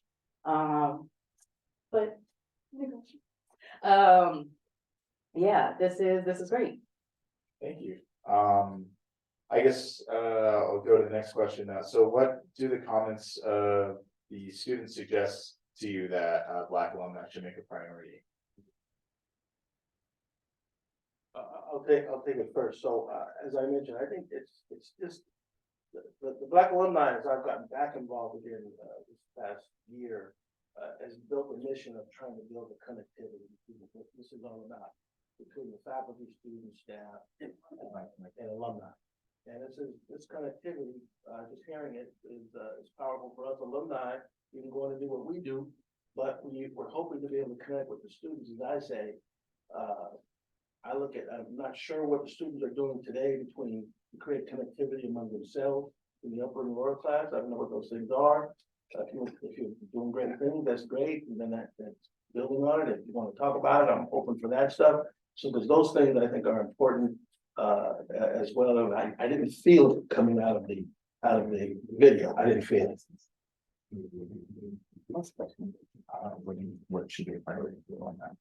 Oh, I mean, I think the priority for alumni is to be present, share our experiences, learn from the students. You know, a couple of us over there was thinking about just kind of crashing some of these courses in the Black Studies program. But yeah, I think it's being present, and you know, really just being available, really understanding what the students kind of need from us. I think it's also important, you know, definitely having that connection between upperclassmen and lowerclassmen. I had a number of mentors, Black mentors, students and such, and that's critical, learning and understanding to really take advantage of this opportunity, to take advantage of being here at Occidental and what it has to offer. Yeah. So this question would be for you, Jackie, and then I know Louis has some words at the end, but what role do you think athletics might play in building a sense of belonging within the Black community? I know you touched on it a bit earlier, but if you have any point. That's tough. I think the loss of the football team was critical and a big impact. You know, as the track athlete said, as your experience in soccer, my experience in water polo, you know, experiences on campus are just, as y'all say, they're small numbers, right? So being an athlete, you're even in a much smaller community. And so I think it's critical to have that space, that feeling of a bonded community outside of your sports. And having, students, support the student athlete. I think that that's really important as well. I got some really good, support from friends. Just to know I have my back. Thank you. So I know Louis has a quick announcement and then we'll take some questions from the audience. To the degree that people want to continue this dialogue, we are gonna set up a Zoom to the degree that people show interest. Continue this dialogue around the film and what are the issues on campus. And if you're interested, the email address for the Black Alumni is on your program. You can email us and we'll put it together and get you the information. Together a Zoom kind of session for further discussion. Okay. Just one last comment. As you asked the questions, I think to the students, what do they think alumni should be doing? I didn't hear alumni connectivity in this video either, so it's interesting.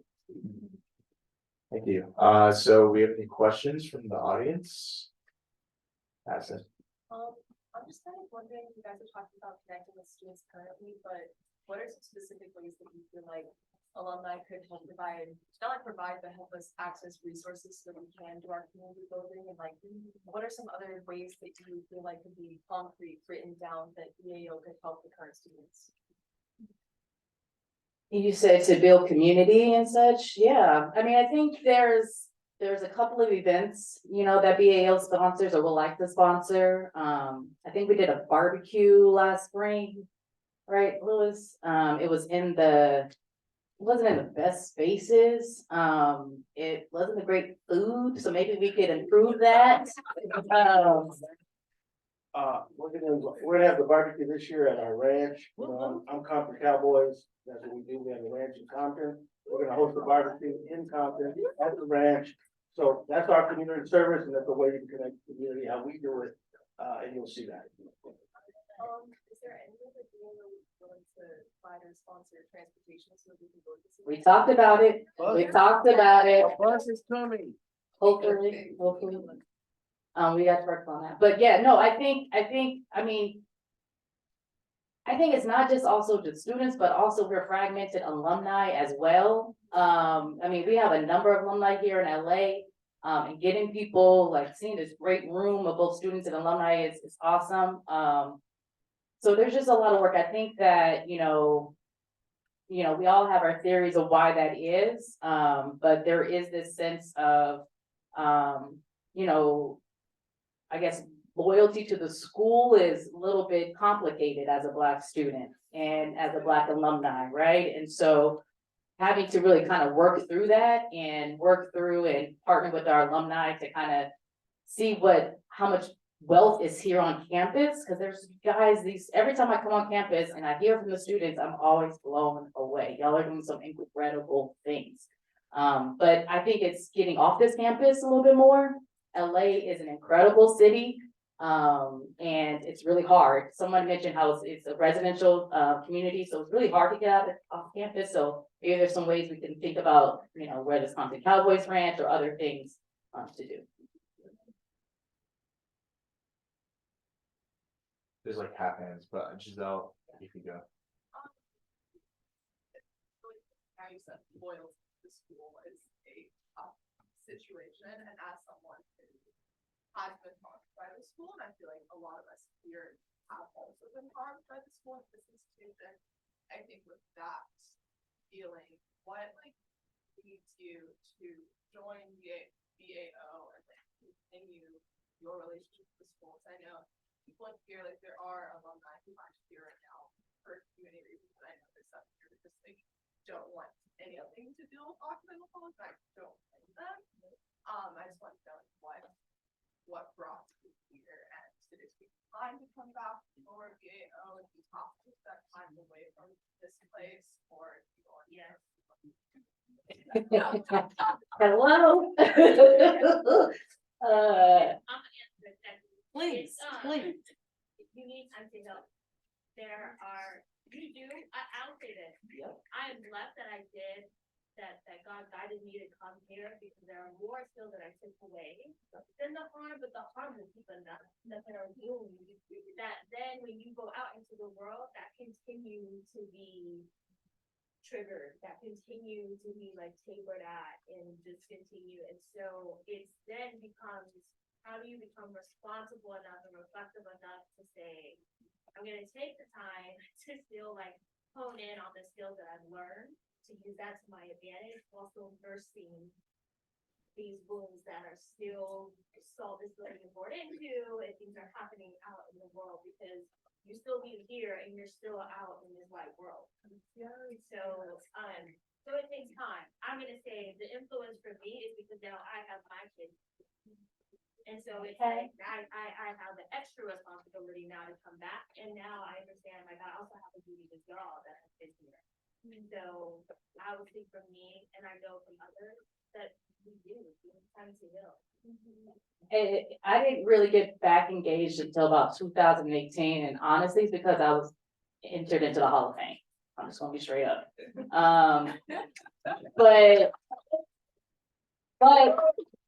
Alice got me connected somehow through Better Together. And I came to Better Together and seeing again what students we have here is just, it's beautiful. I think that there is just, if there, and at that moment I was like, if there's any way that I can contribute, if I can, be a way to expose students, whatever it is, I'm about it, right? And so BAO, Board of Governors, I teach a class.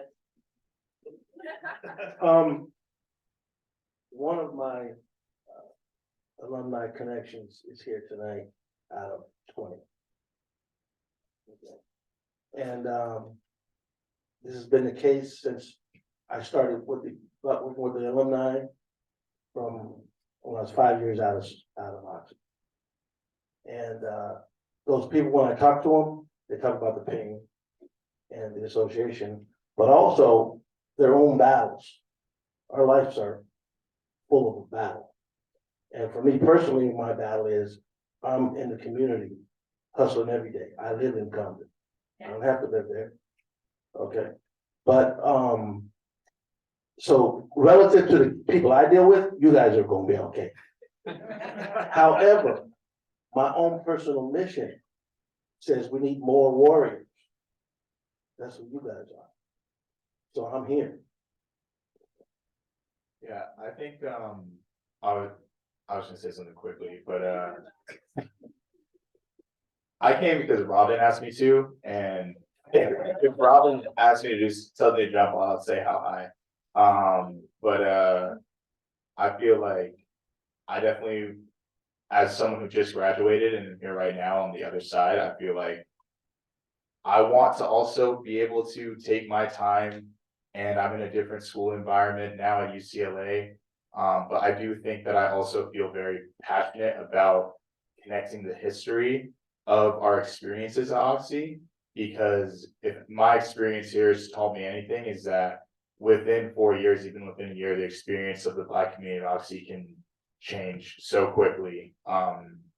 And so I want to stay involved in a smaller capacity, and then as I continue to make my own way outside of this environment, I want to continue to then come back and try to just support the community and try to get people from, my year to also support the community and the Alumni Association as well. So yeah. We got time for a couple questions. Yeah. Yes. Not a question. On that note, I think that anybody that is in your friendship group when you're at Occidental that you keep in touch with, that is what can bring you back to Occidental. We have a whole cadre of women here that meet once a month on Zoom because of COVID. And we had lunch and then we came over here, but we make each other come. I have two friends who are from up north, so they came to this event, and we keep each other in check. And I think that's what all of you can do. If you have one friend here, if you have 6 friends here, when you graduate, you say, hey, are you going to homecoming? Hey, did you see so-and-so is gonna speak? Hey, did you see they're giving this Black history hoopty-doo? We all gotta go, we gotta show up. And you gotta give money. You gotta give money. You start with $25 and then you make a little bit more money, you give $100, you give more money. But you have to make other people guilty. And Alice makes us all guilty. We are here because Alice says there is an event and we come. And I think everybody has to do that for their cohort of friends or enemies. You know, and that's on a positive note, you know, instead of talking about all the, yeah, we all have trauma and we get over the trauma, but we have to talk about those people that who have been our friends for 55 plus years. And we are still hanging out with them. And we are coming back to the institution where we met. We didn't meet in junior high school. You know, we didn't meet at a job. We met at Occidental College. I know that Naomi, your hand is up, and Madison, your hand also went up, so it's like one after the other. Yeah. Hi, I'm Naomi, and I'm one of the leaders of BSA currently. And one of the leaders of BSA currently, we also have Madison here, we also have Shay, we have 2 other members, and we also just brought on 4 more members. I think my question, man, A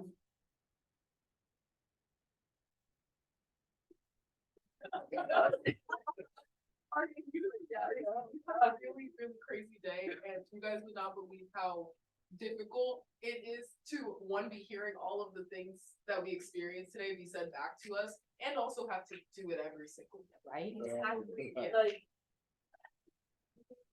I personally came into this institution with the passion and the drive to build community.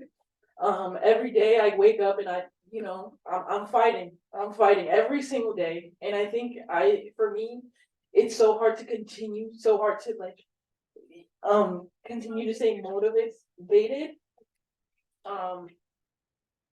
Throughout this, like, it's my spirit is tired. And while, yes, I find so much happiness and grace in my friends, so much happiness and grace in the execution of these events. And when we have our all white attire Black brunch and I see everyone's faces and I see everyone coming out to show and support, it's the most beautiful thing. It brings me so much joy. It literally just rejuvenates me and drives me to continue fighting and continue building community.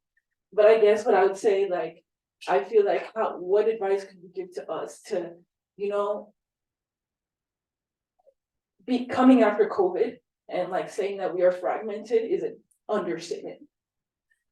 When I came here, the seniors were broken.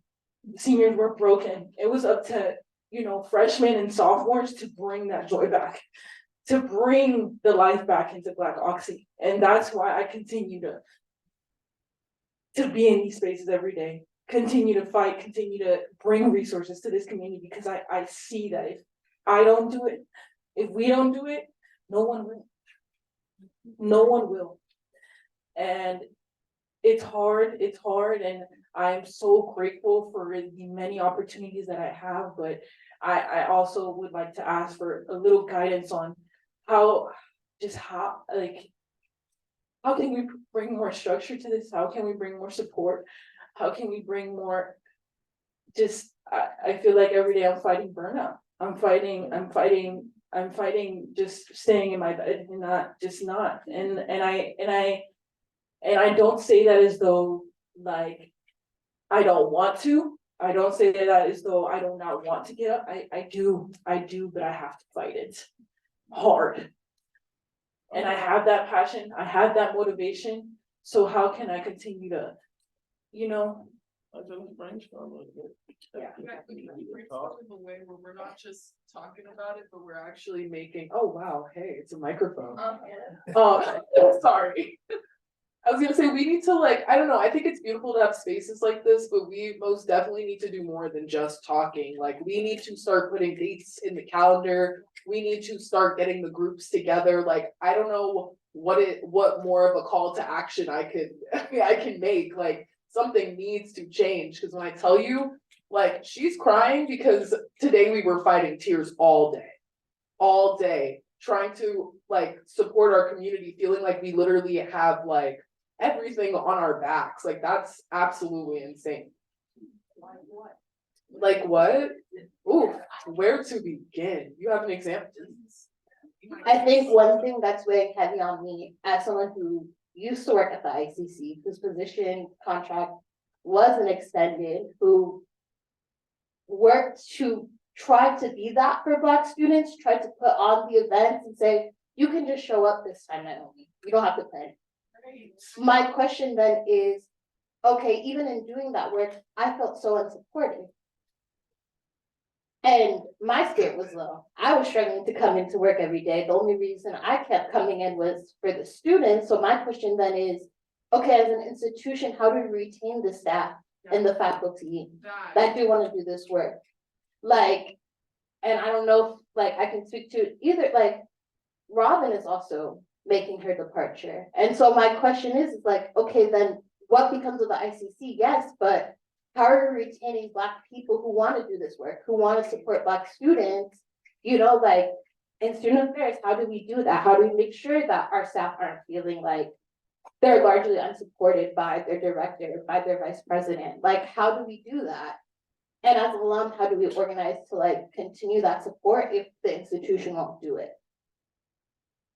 I completely agree. Like, speaking to especially the departures of a lot of Black faculty, like Robin and also President Elon, like it's definitely, yes, exactly. Last year was Professor Watson. Like, there are so many people who are departing, and it's just like, after you guys leave, after even we leave, like who is going to uphold the things that we are doing? Because honestly, like it's just gonna be COVID over and over again if we don't continue this generationally. Like, there will be no one to support the people who are freshmen right now. When we are juniors, like we are trying, but like we have to fight at every step to get resources, to get connected to people. Like, I mean, like we're losing our Black president, like who is going to come after him?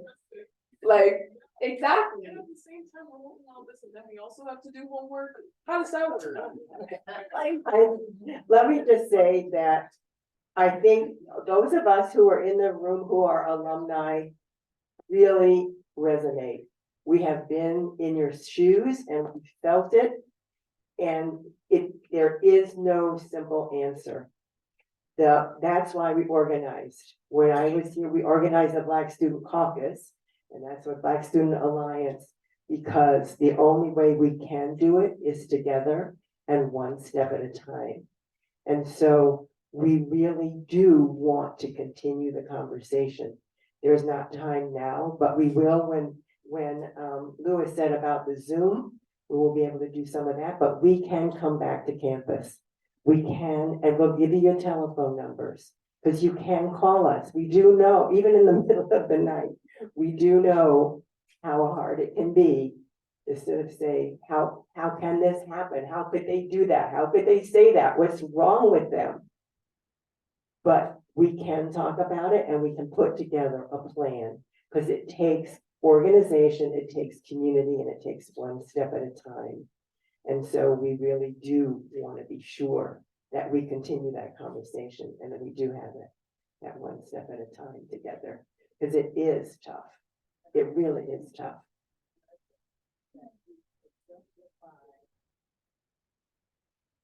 No, right here behind you. Hello. I think that the alumni that are here tonight exemplify what it means that we came together. We held hands with one another. We shared our stories with one another.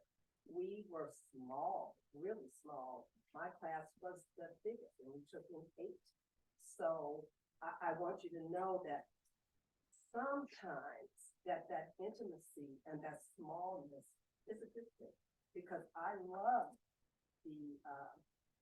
my fellow alumni, and we're all here, we're all together, and that's the way we're going to stay forever. And I think that we could instill that spirit within you with more connection. We will walk with you. It will take one step at a time. There's no magic bullet. We'll take 2. We'll take a couple steps at a time. But I do want you to know that there are people in the room that are listening. There are people in the room that are listening and that have the ability and agency to do things. And you have ability and agency to do things as well. So I know one more comment, we do have to move on. We do have a really good raffle, but really, thank you so much for coming and for speaking. Yeah, I just want to say, guys, you know, there were 11 Black students in my class, including Alice, when we came, 11. Same amount of students on the campus, pretty much, that hasn't changed. But can you imagine 11 of us for the whole campus? You know, and on the campus, maybe 20, 30 at the most, you know? So you have to, you know, put things in perspective. Look at, and I want you guys to write this down. Write down what your expectations are of this institution. What do you expect from them as a student? What do you think you deserve? Write it down. And then compare that to the reality. And let's try to, you know, fill that gap.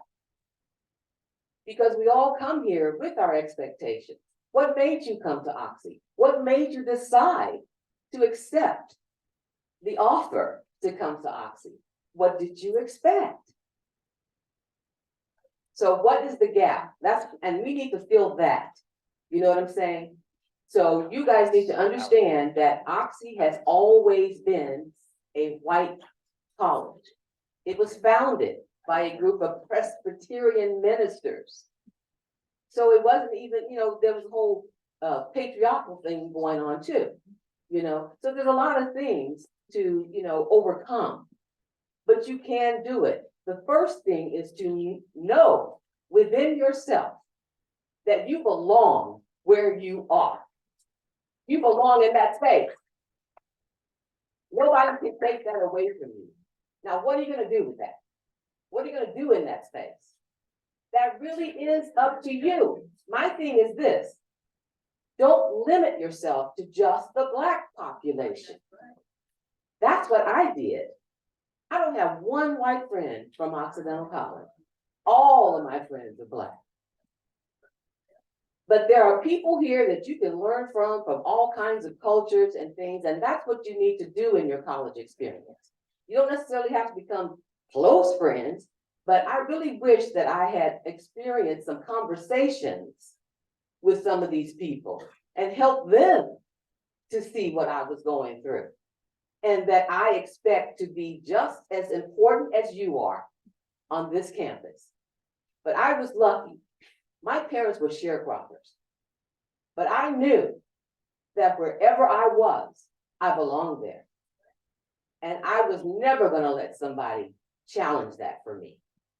So you have to find your own identity. Alice Childress wrote a book called A Hero Ain't Nothing But a Sandwich.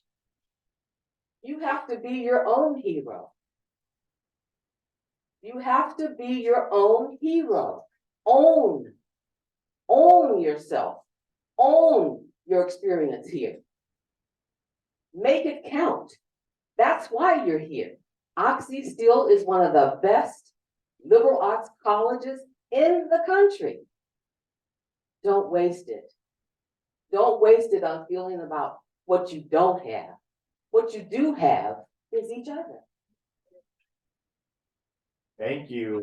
We have one more, well, just in the back, because,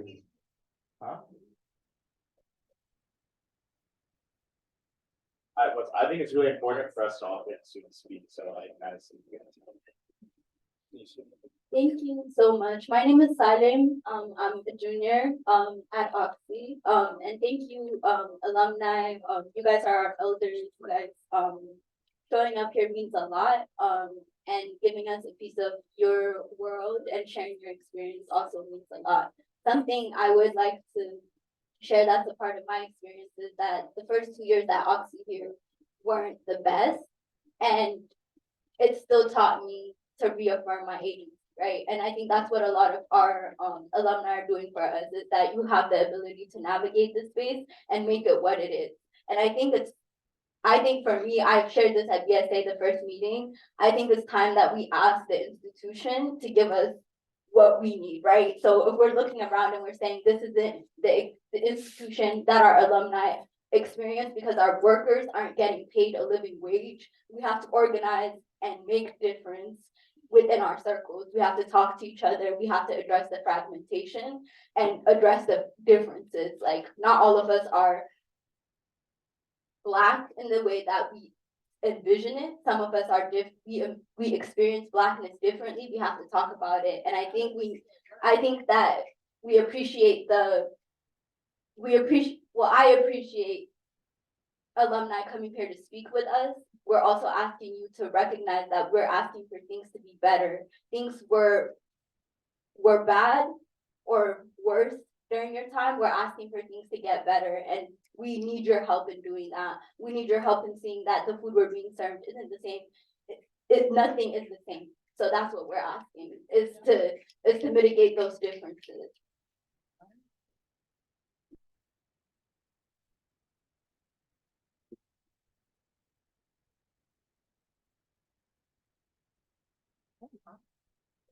Yeah, thank you, everyone. We have a raffle.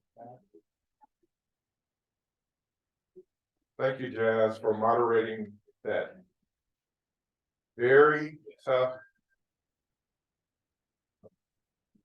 film. As Black alumni, we had a chance to take a look at the video, and we made a conscious decision to include it tonight because we wanted to make sure the students' voices were heard, and all of us were concerned. As recent longtime alumni, and we knew that there was going to be a very serious discussion, and we have decided that we did not want it just to end here. That as alumni, we feel an obligation to reach out and to support the current students, because those of us who did graduate, we were proud to be graduates of Occidental College. And when Barack Obama came here, we really stuck our chest out. Because I'm a native of Los Angeles. And for so many years, when I told my friends where was I going to school, oh, you're going to that building downtown LA, because it was an Occidental insurance building that was downtown LA. And so that's what they equated with that name. And I had to explain about Occidental. But we definitely want to follow up. We just didn't want to just put this out here and let it go void. Dr. Alice did speak to that. We feel your pain, and we definitely want to follow up. And we're going to have a process to do that as well.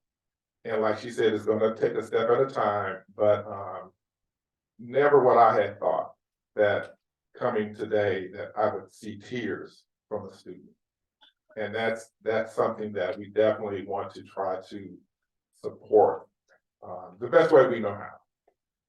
My job was to do all the thank yous for tonight, okay, and to also let the students know that we wanted to support you, and that was the purpose of having this raffle.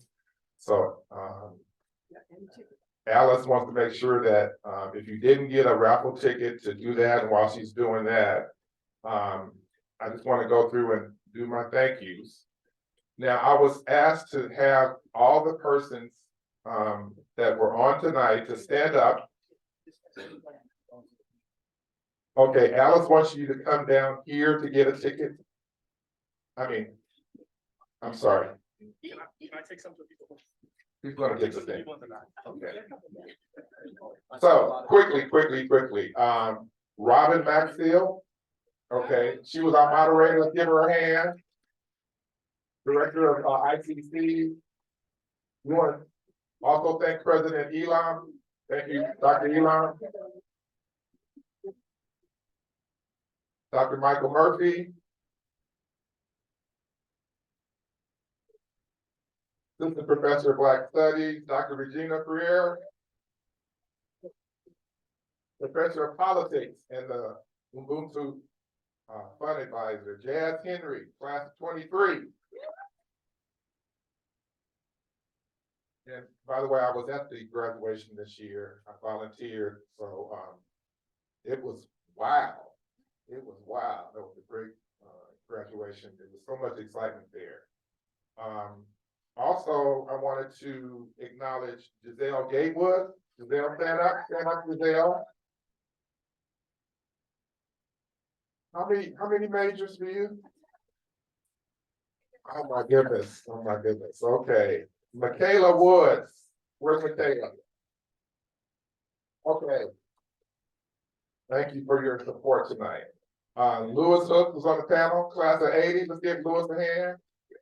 Cowboy at the Compton, he's planning that barbecue to take you guys to get a break from campus. We know about taking a break, we know about that. Jackie Provost, where are you, Jackie? Okay, come on, Jackie, stand up, Jackie. Okay, Oxy Athletics Hall of Fame. She's currently on the board of governors and our leadership team. And I just want to acknowledge the planning committee. The planning committee was a broad committee, including myself. I'm class of '76. And we had Kevin Brown. Kevin? He's the from staff, Associate Director of Alumni. We had Alice, Dr. Alice Walker Dubs, class of '69, honorary degree in '02. Lewis Hook, I mentioned Lewis already, he's on our planning committee. Robin was on the planning committee. Michael Mosby, where's Michael? Come on, Mosby. Stand up, Michael, he's on our planning committee, class of '97. And Professor Murray, we were on Zoom calls, pulling together, thank you, Professor Murphy, and Michaela also worked on a committee. She was our student representation. We also want to thank Tony Thompson. She was the videographer for the film, and she couldn't make it. So we want to acknowledge her. We want to thank Bobby Washington, our photographer. And we want to thank Joe Depp, class of '68, for helping out tonight. Now, Joe is Alice's better half. Joe is class of '68. Right. Alice is class of '69. They met at Occidental. And you guys have been married for how many years?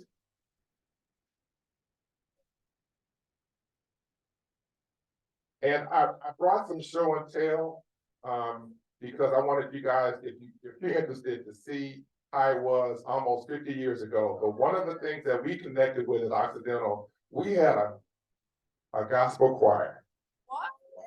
So this is a program from the Occidental Gospel Choir, and I need the members to stand up, my classmates.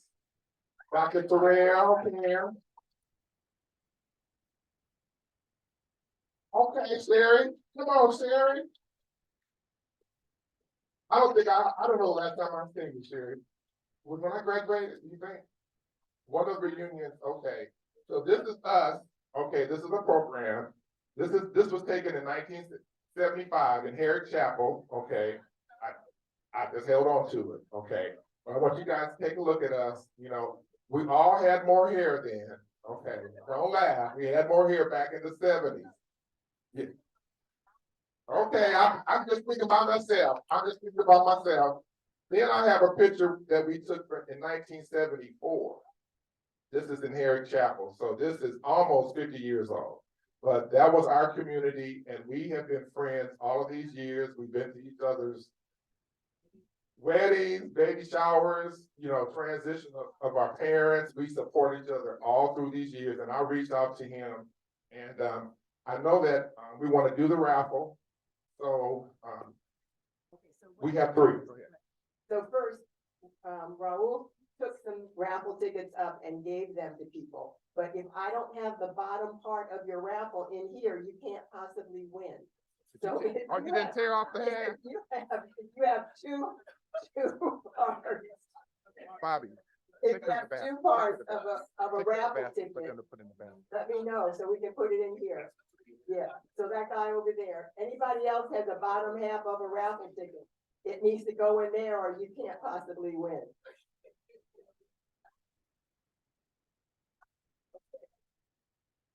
So we've got just a couple more minutes. And We're gonna take a picture once you get the raffle, once we pull the raffle, okay? So close your eyes and pull. Okay, we have three cash prizes. We have three We have opportunities. three $100 cash. Cash, no gift cards, cash. Okay, I'm gonna read the last three numbers. 972. Come on, 972, come on down, come on down.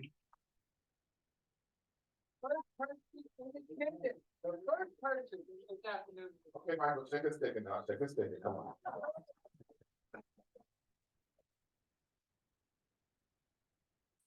I was just kidding, Michael, I was just kidding. No, stay down here, we're gonna take a little group picture, okay? Because Black Alumni, we have an Instagram page, you know, we trying to stay connected, you know?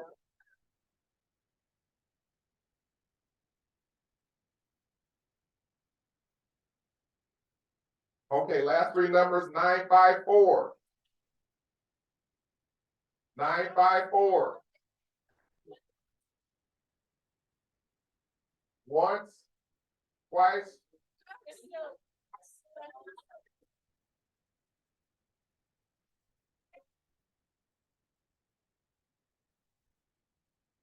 Wow, 953. Oh my goodness.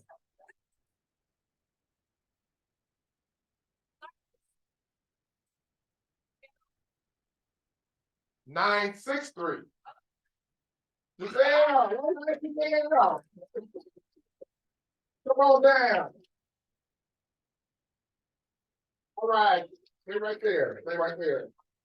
I feel like Bob Barker, come on down, okay. Okay, this is our last prize, okay. Last prize. Not looking. Oops, I'm sorry. I pulled two, I'm sorry. 967.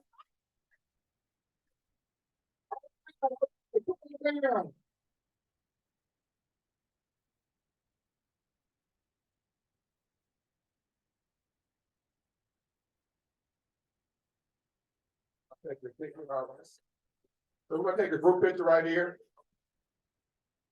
Okay, so Michael is we're gonna do quick introductions because we wanted to make sure you guys knew who the alumni were, what we majored in, and what we're currently doing, those of us who are still working.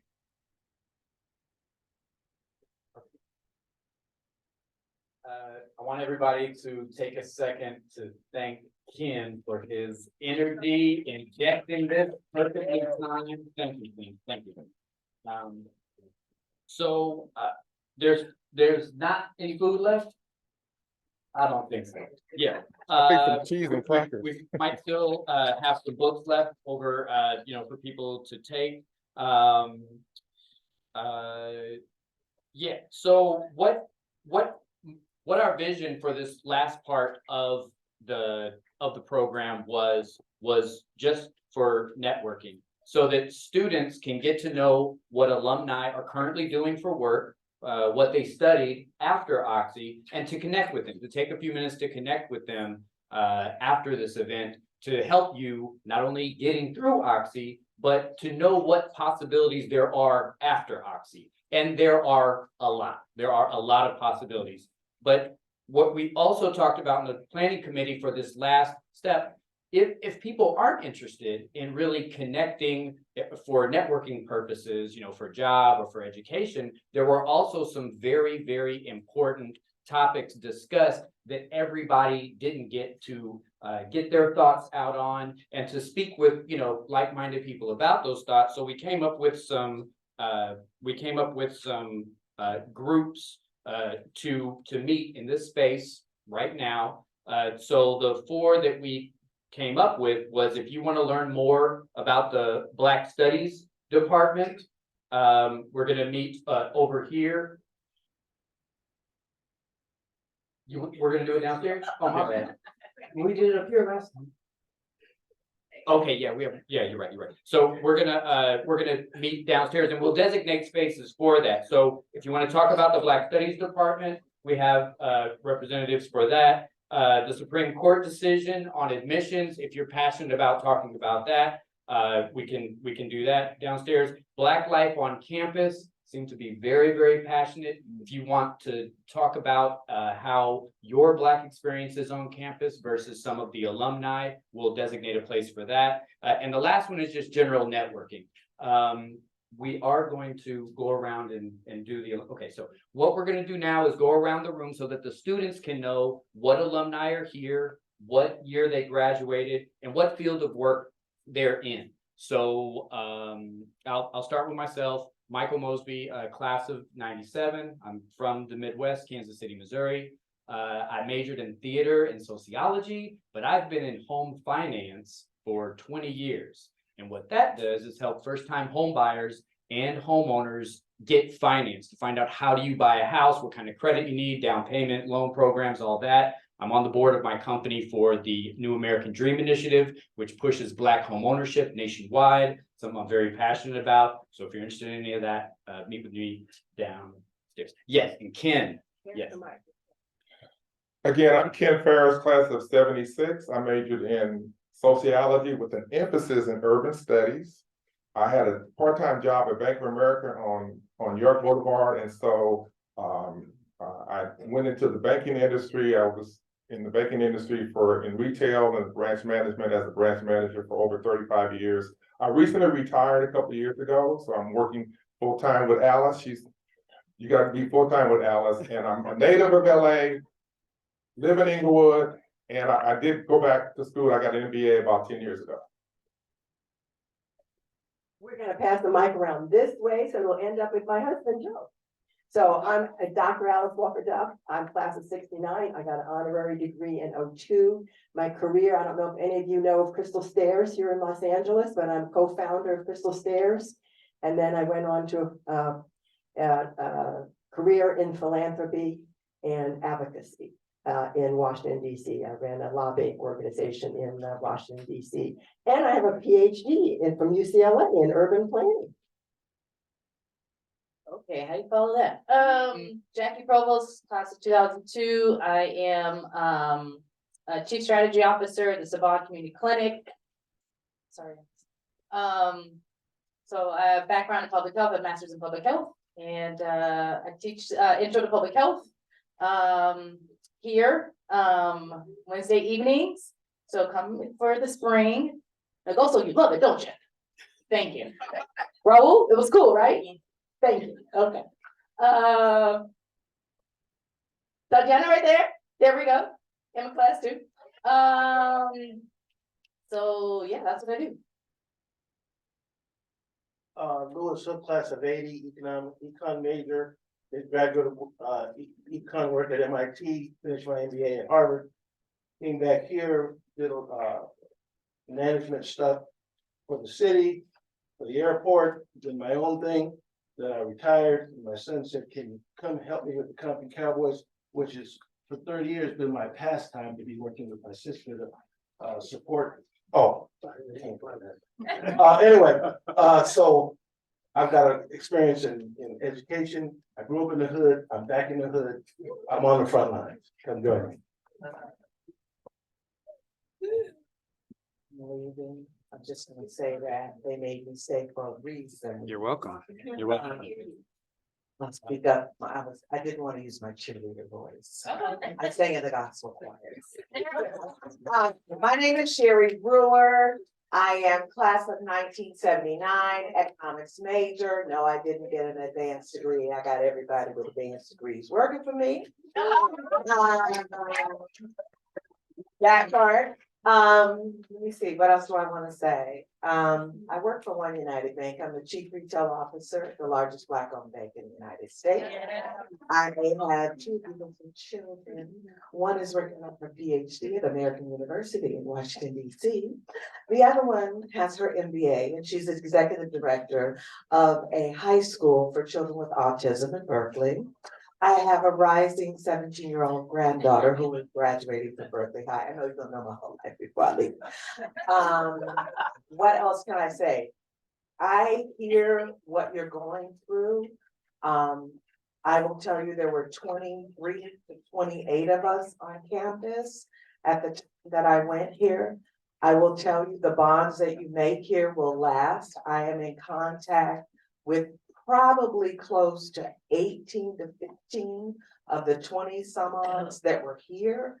From East Coast to everybody that's here. I throw an annual Christmas party. Lewis has been to my house. And the rest of them, there are a few of us in the Inland Empire and the desert. But we're in Atlanta, we're in DC. Make the bonds. It is critical that you support each other. And I don't care if that support is, I'm coming to your room right now because I just need to breathe. You have to be honest about that. I heard everything I told Lewis. I'm gonna get more involved. He dragged me here. He's always trying to keep me here. I'm busy, I'm crazy, I'm leaving. But I'm passionate. I work in education, even though I'm a banker. I sit on a charter school board for middle school students. I'm on the board for the Teachers Village. If any of you saw them on ABC 7 News last week, Teachers Village is recruiting Black males to become teachers in LA Unified so that little Black boys can see teachers that look like them so they become more successful. I also sit on the board of the African American Real Estate Professionals. So you were talking about finance, but I'm a banker and I do all of that. And I'm passionate. Oh, just met the state of California, who also wants to increase number of African Americans who qualify. I'm gonna say this here. Qualify for a mortgage, not low income, middle income, first time home buyers. Go to the state website, Dream for All.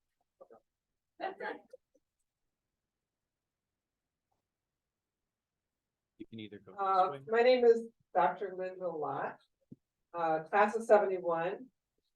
I got an early acceptance to UCLA. They made an offer to me because I had gotten all my prereq done really early because I really had planned on taking my last year to display and take art, cinematography, but I went ahead and I went for it. I ended up being the first African-American woman to graduate from the UCLA School of Dentistry. It was the first class of Black students to graduate. I specialized because I really wanted to work on the next generation.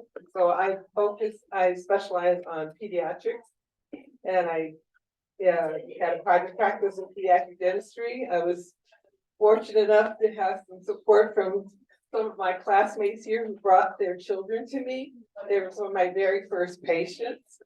And some of those very same patients, even though they're young adults now, they still want to see me.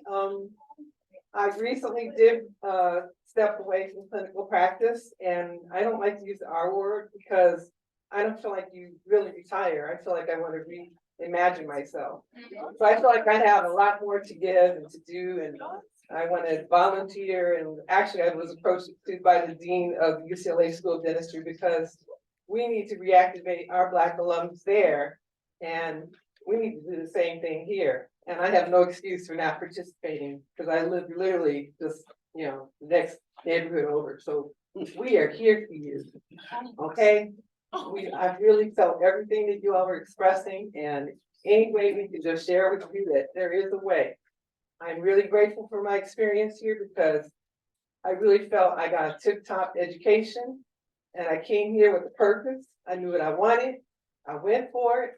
And even though it was really, like being a pioneer at UCLA at the time, I wasn't really told by the professors until I was walking across the stage to get my diploma that I was one of their best students. So just know, for you to get here, you are one of the best. And don't let anybody tell you anything different. So I'm really grateful, and I'm so proud of what you all did today.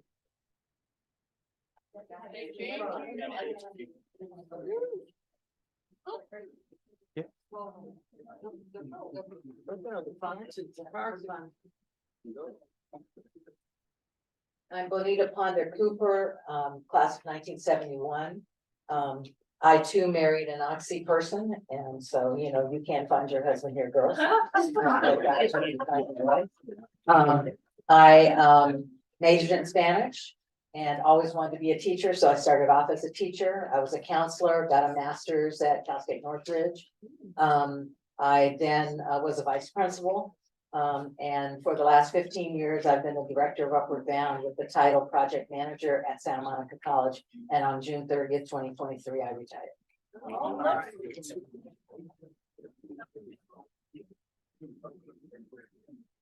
So I'm Renee Santos Bundy, class of 73, and I'm also one of the alumni that met and married a man, a fellow Oxy student. And we had and so you can find somebody to love for the rest of your life here if you want to. But know that you are very special people. And as everyone has said before, you are among the best. So take heart in that and take heart in each other always. And stay together as much as you can, make a difference. And I became a preschool teacher and a director, and ages 3 to 5, and absolutely loved it.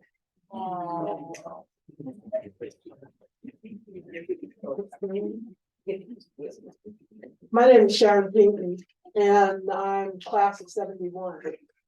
I am from Los Angeles, near Occidental, so it wasn't very far from home, but it was a long way from home. I was the assistant dean for admission at the law school at UC Davis for 35 years. I retired from that, and I am definitely retired. So, glad to be back here, to see all of you here. And it is amazing because just as someone else said, our entering class were there 11 of us? 10 of us in our entering class. So it's always going to be a little difficult, but I think you can make it made it here. So Right.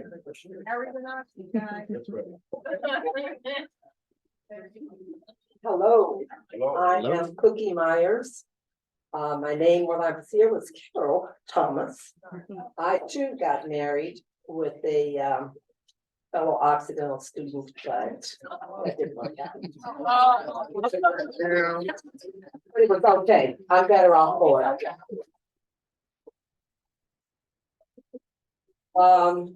I've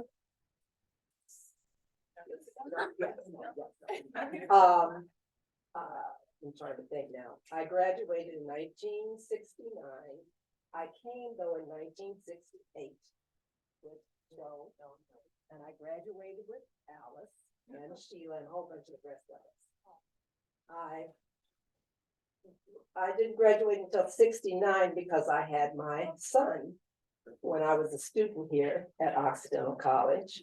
So I think he was probably the first little Black kid born on the campus. So for 40 years, I worked, where did I work? I'm retired, but I worked as a Los Angeles County probation officer, which was a very kind of hard job. But what I brought to it, or what I think I brought to it, was an affinity for lives that were less like ours are. I think I brought compassion. I think I knew their struggles. And I always said that if you can't make it with me, you can't make it with anybody. But I did my level best to have them make it with me. And I didn't go any further with my education. I had another daughter, and I am retired. Yes.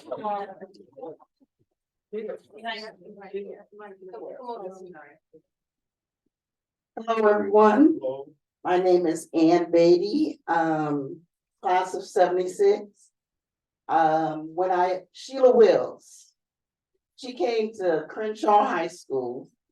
She was looking for Black folks, and she recruited, I was the valedictorian, the salutatorian, Connie came, Michiko Sadakani, Ronald and, who else, Janet? She got about 5 of us from Crenshaw. And I did meet the father of my 2 wonderful girls. We divorced after about almost 30 years. That does happen, but you can meet them. But I never regret that because my daughter's in a PhD program at Wash U, and my oldest daughter has been a Netflix IT person for almost 5 years. So they're doing well, but right now, I'm still working. I am a high school English teacher for grades 9 through 12 at, we're located on the old Pepperdine campus. So it's where Crenshaw Christian Center is, and there's a K through 12 school there. So that's where I am, and I love it. But you guys here really moved me. So I've given this young lady my email. I'm really stepping out there because I haven't been back here in like, I don't know how long. So I'm gonna see what God is leading me to do to help you guys, because you know, you guys sound like you're going through a lot of pain. I don't remember going through anything like that, but we're just gonna see what we can do. But I think you guys are great. You're at a great school. Don't forget that. And Oxy will be white. It's white. That's, you know, a lot of places. My daughter's at a white school, and she's got to. Netflix is a white company. So we have some things to deal with, but if you want to go up in this world, you got to go through the white. That's the way it is right now. So we find a way to go through it, and we make it work, okay? You got to go through the white. So that's it. That's it.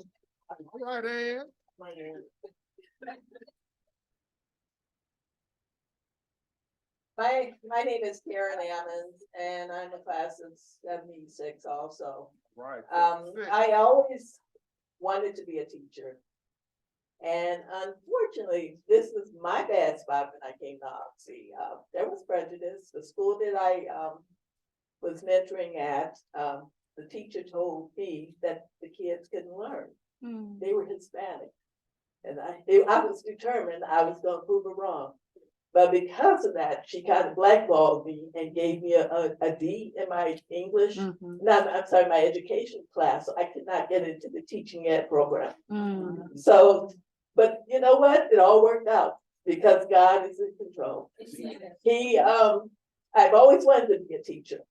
So I started out, I got a few little jobs teaching, substitute teaching. And then I got a job at USC. That started a pathway that I had not ever expected to happen. I worked at medical school starting. I was eventually the director for curriculum for the medical students there. So, and then I wasn't seeing enough Black students getting into medical school. And part of it is because a lot of the kids did not really have the support in their high schools. They were underperforming schools. So I had the fortunate opportunity to get into a program where I can get kids into college. It was called the Neighborhood Academic Initiative that USC had started. They were seeing all those kids who lived around USC, but they weren't getting into USC. So what happened was I was in the program. I was a counselor. I mean, I did a lot of things, but my main focus was working with the seniors, getting them into college. But even before that, we started in middle school because we knew they had to be trained to get into those really competitive schools. One of my students came up to me and said, Ms. Ammons, 7th grader, I want to go to medical school. I want to be a doctor. I said, okay, you came to the right person because I know about medical school. So throughout her middle school, high school, she would always come to me. And then when she got the scholarship to go to USC, she got a full ride to USC. Wow. But that wasn't the end of it. She didn't get into medical school right away. So I was coaching her, telling her, get into a post-bac program, get into this program, get into that program. She got into medical school. My husband and I just went to her graduation this year. She's going to be a dermatologist. But all this to say is, it looks like things may not be working out for you right now at Oxy. But you know what, you have a long way to go. And, you know, again, my faith has gotten me through it to this far, and I'm telling you, young people, don't let anything get in the way, just like Sheila was telling you. You know, we never, you know, we knew Oxy had its problems, but we supported one another and just ignored some of that stuff. And you just have to push forward and just say that once I have decided what I'm going to do, ain't nobody gonna stop me.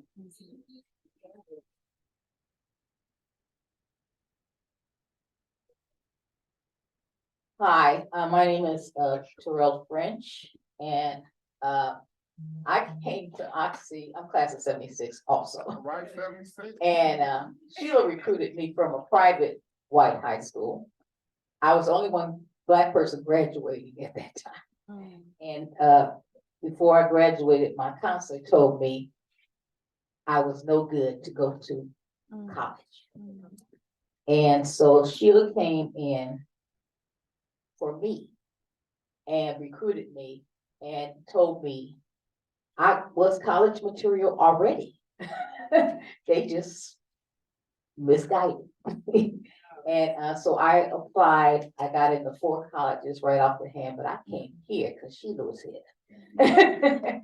And she gave me hope. Yeah.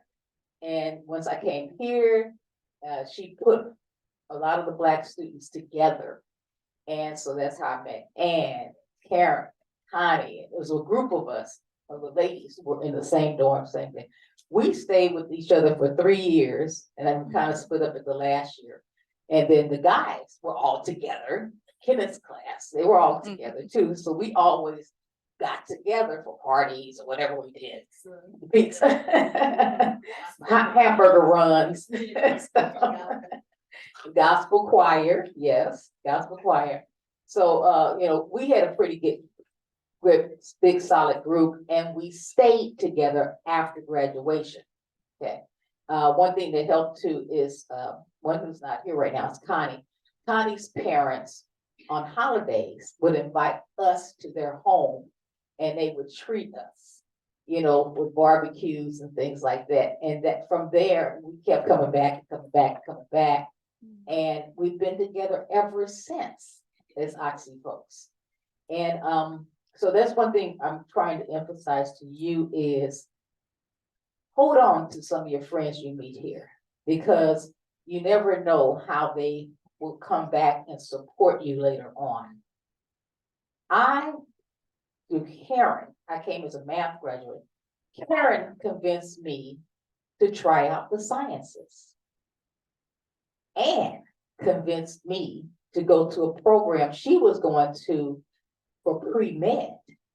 And we went to, yes, we went to Harvard University for summer school. Yes, we did. And there, when I was there, I met a physician who, we were touring hospitals. I met a physician who pulled me out of line. They were getting ready to get on the bus. He said, not you. I said, well, not me. He said, I need to talk to you. What are you going to do with your life? I said, I don't know. He said, no. Let me talk to you for a minute. You got a head on your shoulders. You know how to ask questions. You know how to listen. You know how to make good decisions when I ask you things. Now, what are you going to be? A doctor? He said, good answer.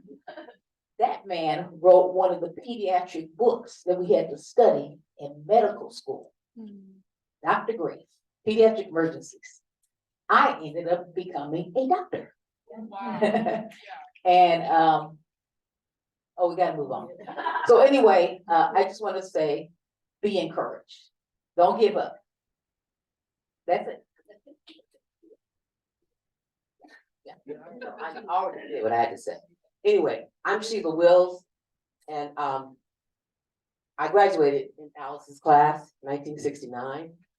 I went to Centennial High School, which was a ghetto school, and my first class was a 7:30 calculus class, and Centennial only went to trigonometry. So I never had pre-calculus, which all the other students, white students in the class had. So I was catching up, trying to make it, and it was very, very hard because, there are some racist people, they're everywhere. They're not, this is a country that has lots of that, you know the history.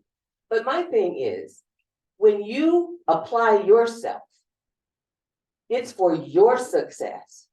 You came here for your success to make your life better. That's the number one thing you're here. Now, the nice things that happen in terms of making friends and even finding a husband or a wife or whatever, all of that is just gravy.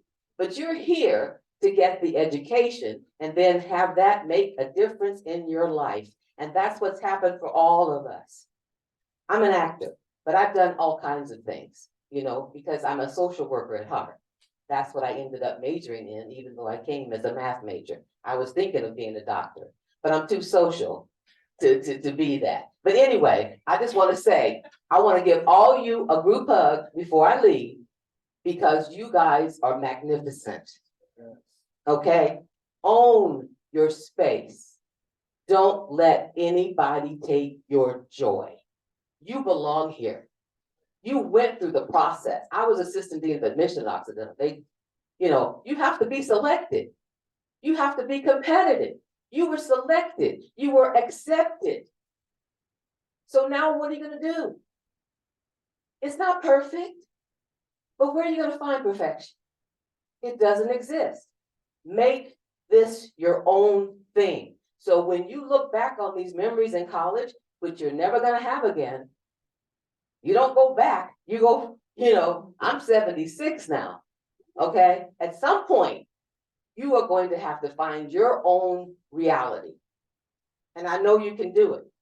But before you go tonight, I want to hug all y'all. Because I think that's what you need. You need some hugs from us too. Some love. I'm going to give you some love. And my phone number. So you can call me. Okay? I'm serious. I want you guys to succeed. I do not want you to come to Oxy and not graduate. What's the point? You got selected. You did all that hard work. You're sitting in those classes doing all that hard work. Make it count for you. Make your life better. That's why you're here, to make your life better. That's what education is all about. If it's not doing that, then you shouldn't be here. But I know Oxy is doing that. And just the fact that they've created a Black Studies department means that they care. Change takes a long time. But trust me, you have it better here now than we did.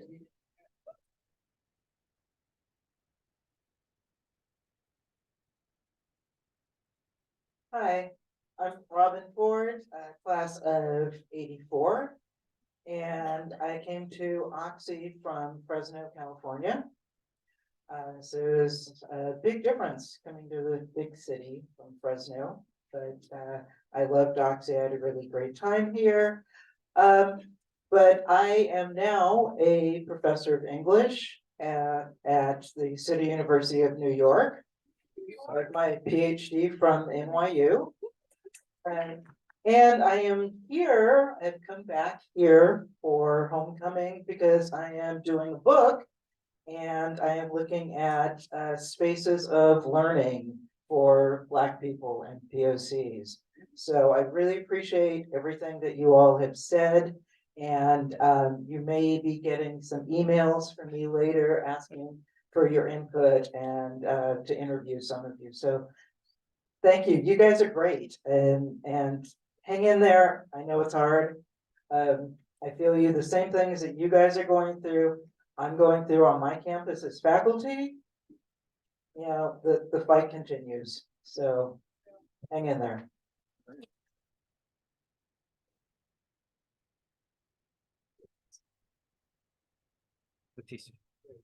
Thank you.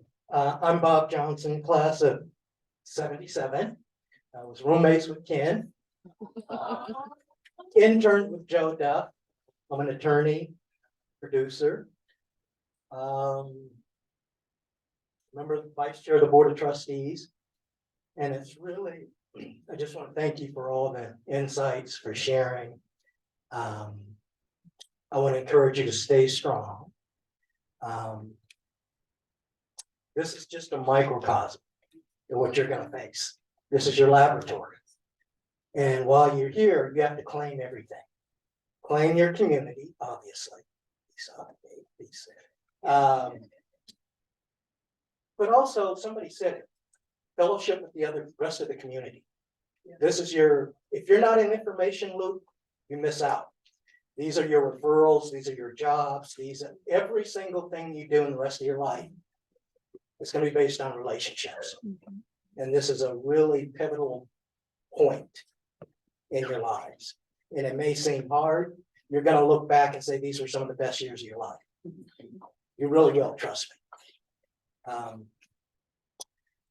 And Joe, people that I've met, you become lifelong friends. I produced a couple of movies with a colleague, Oxy colleague, you guys have probably know, Roger Genbeer Smith. You saw a Huey P. Newton story, directed by Spike Lee. We won Peabody Award for that. If you saw Rodney King on Netflix, directed by Spike Lee, Roger Smith wrote Oxy family. My wife is an Oxy grad, my brother's an Oxy grad. I could go on. Homecoming weekend, if you guys are free and up for it, I'm going to be moderating a music panel. I think it's at 11:30 with John Bronca, who's the attorney for the Michael Jackson estate, and all of that. Ian Montone, who represents a couple of big artists. Good night, Jewel, who's a professor here in the music department. Yamona is on it. It's a quick hour. Come join us. And trust me, this film actually should be, every stakeholder group at Oxy should see it. Administration, trustees, faculty. It's really important. And we're going to carry the message forward. So thank you. Keep up the good work.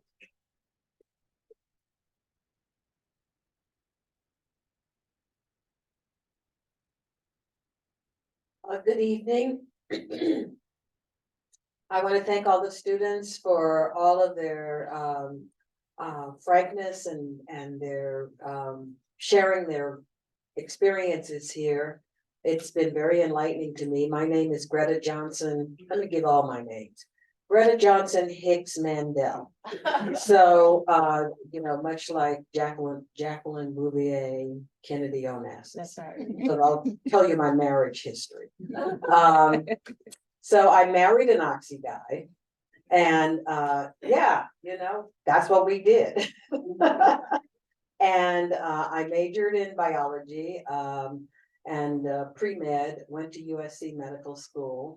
I also am from Compton, and there were 3 of us from Compton who were here at the same time. So, and all of us are, well, 2 of us are medical doctors and 1 is a PhD, organizational psychology.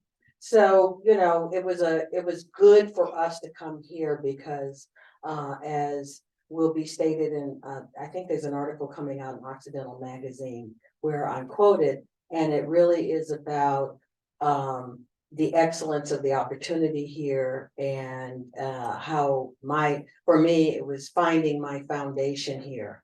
And I did find community, and I found community with students who were pre-med with me, which was a variety of students, multicultural, and I found community with the Black students. We had the cooler, but it's not the cooler you guys have. It was the basement of the student center. So it's just a little, malt shop kind of thing. But we would gather there and put our pennies together, and between 7 or 8 people buy 1 or 2 orders of French fries, put them in the middle of the table and share them as we shared our day, our lives together. So there is community here. Alice was here when I came. She gave my group from Compton our our guided tour around the campus. So I've known Alice since before I came to Oxy. So yes, the friendships are important. I can't overstate the quality of the education. You'll find out when you get there, get out there. and see how you compare to other people with their educations. And I mean, anybody.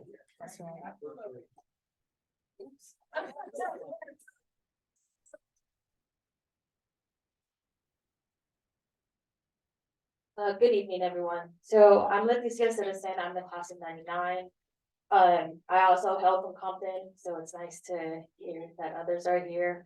I'm gonna be real. The only reason why I came to Oxy, it was not on my radar. If you had asked me all 4 years, I was actually going to Tulane or Xavier in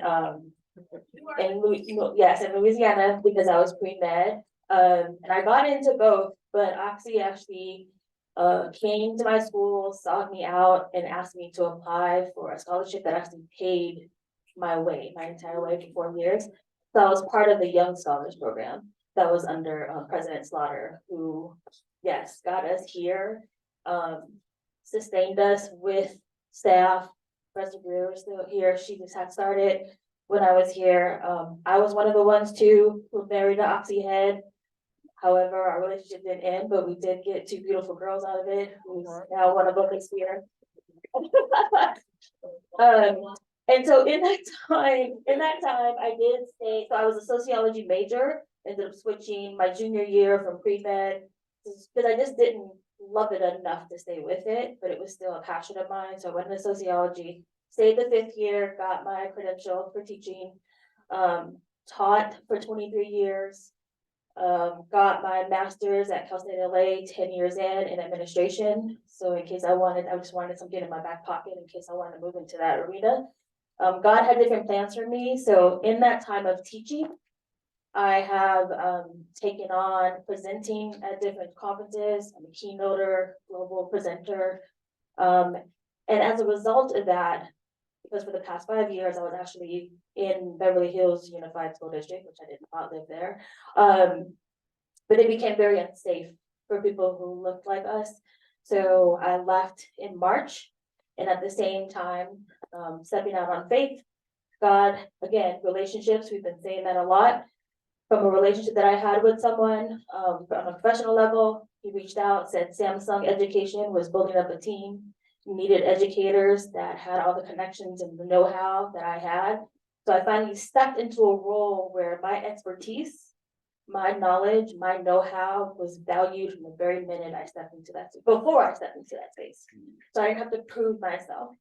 And so that's what I'm currently doing, where I'm delivering professional development still to teachers, going in and working with teachers, with students globally, and just, really focusing on pedagogy, really focusing on and bringing to the forefront about equity, diversity, inclusion, justice, and belonging, and really helping teachers understand how that's interwoven into everything, that we have to prioritize that, and that's the lens that we need to function through. So, thank you.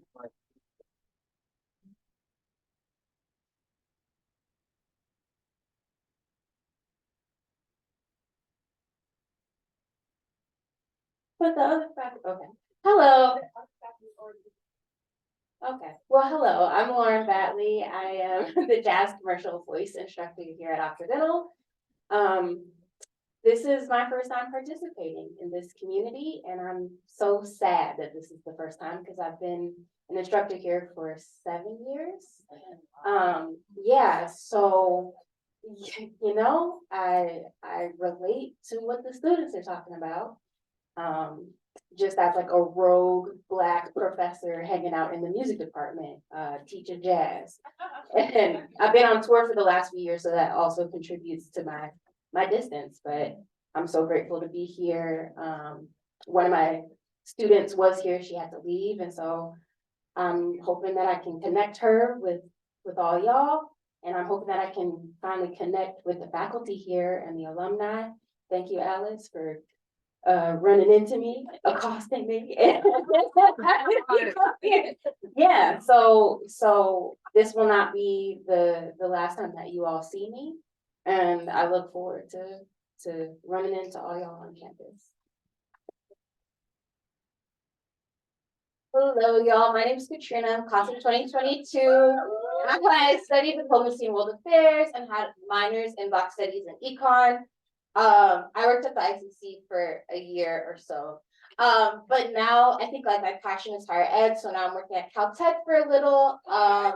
So that's exciting, you know, recent news. And I also want to echo, I'm really only here because of Robin and Alice, because I didn't want to come. And I told Alice, I was like, I'm gonna take a break from Oxy, you will not see me. And here I am a couple weeks ago. So.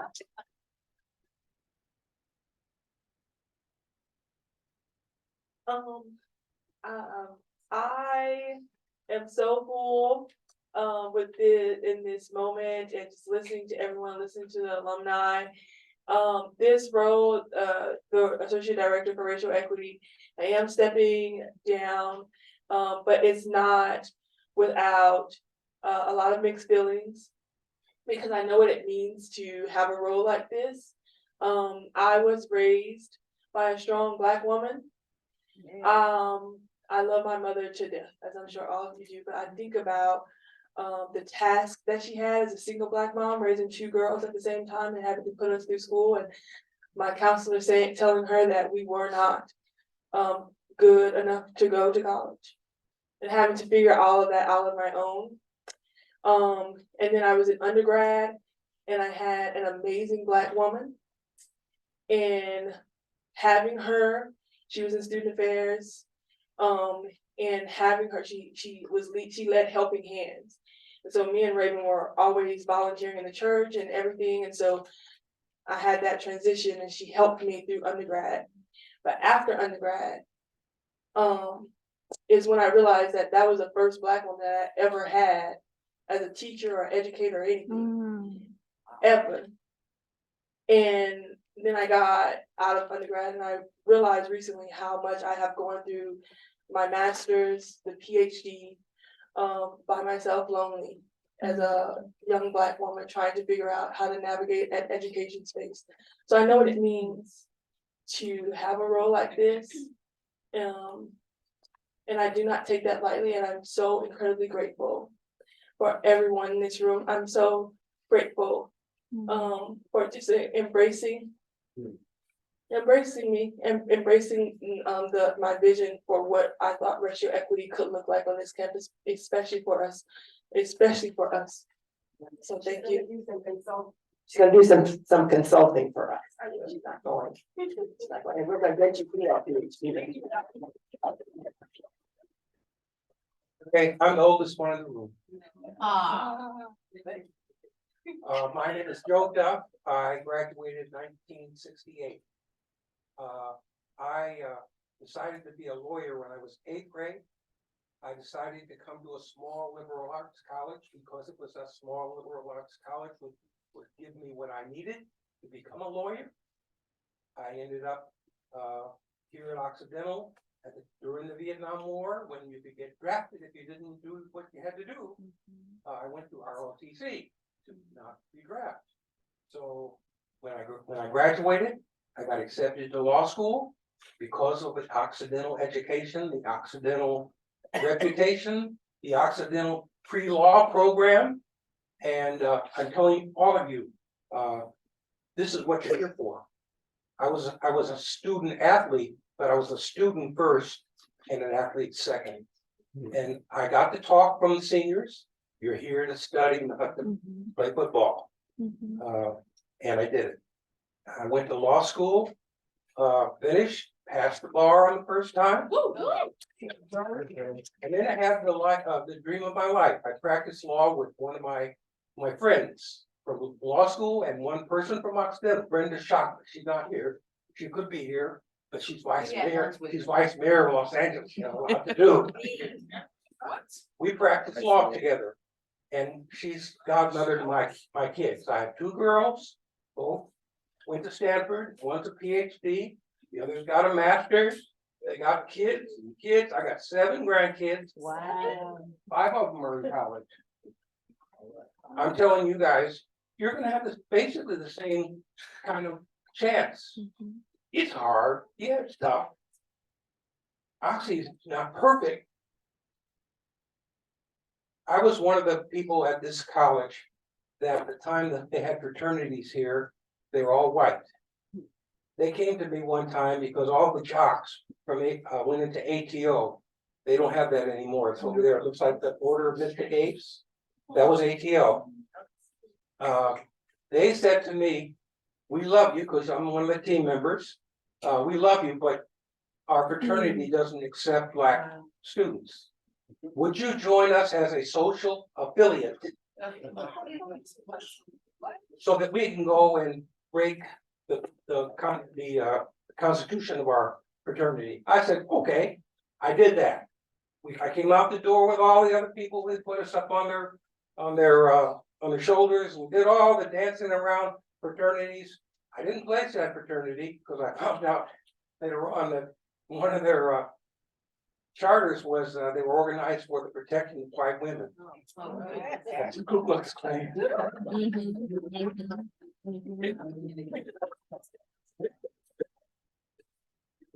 Well, okay, I'm talking too much. I've had a great practice in civil rights law. That's my practice. But more than anything else, I've had 55 years now.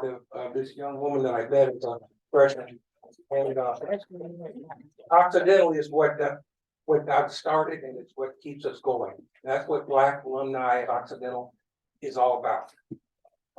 We've done it together and we continue together. And there's Boxy. I saw another one. Greta. They talk to each other every month, was it twice a month? And they let me come in and wave at the computer. We love each other, and Occidental is, it's hard. I heard it, and I felt it, but you're tough. You can do it. And it's the greatest education you can get at a small liberal arts education, a college where you're going to have friends for life. Okay. All right. I'm gonna take one personal privilege before we go. We have an announcement we want to be sure to make. You are here for your development and for your education, and you can get a great education. But you are not here just for yourself. You are here for your family, for your community, for the world. We need you to organize as well. Organization is the key to change. We did have a great time together. We started the Black Student Caucus, and we got the first Black professor Occidental ever had because we organized. We got the first Black, it was Black literature, African-American literature. The first Mary Jane Hewitt, we got her on campus because we organized. We sat in the president's office. Yeah, and we didn't, and you don't have to sit in the president's office to get his attention. You asked him for a meeting, follow up. He will meet with you, be prepared. Be prepared. We're still doing archives and stuff, but it's that, have those records and stuff in it. But it's really important. That's why I'm so passionate about the BAO, is because we're an organization, and together we have much more power and much more strength than any one person. And together we really can make a difference. And so I just wanted to be sure that we said that one piece. Organization makes a difference. Join BSA. Work with them. Work together for a good purpose. Okay. So now we have an announcement. Announcement.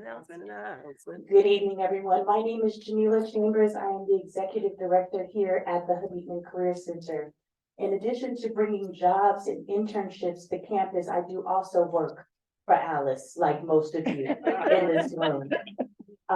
And so there's two things I want to do. I want to make an announcement and share a little bit about how folks in this room work tirelessly behind the scenes to bring opportunities to Occidental College. I'm gonna call out one person that I gave notice to and one person that doesn't know I'm gonna mention his name. So first, Lewis had the opportunity to tell us about the Compton Cowboys. The Compton Cowboys are starting to do some data, some research work, build out some curriculum, and have partnered with my office to bring an internship that is fully funded with housing and a meal plan to Occidental College for summer 2024 with the Compton Cowboys. That came to us by way of a relationship with Jackie. Jackie was at a meeting, and Jackie's just meeting me for the very first time. We haven't had the opportunity. I stayed for you, Jackie. Meeting me for the very first time. One of my staff members approached her and said, I want to talk about how I can bring nonprofits to the table. She said, you need to talk to Lewis. That meeting happened. That is happening summer 2024. So thank you very much. Because we were organized. Organized.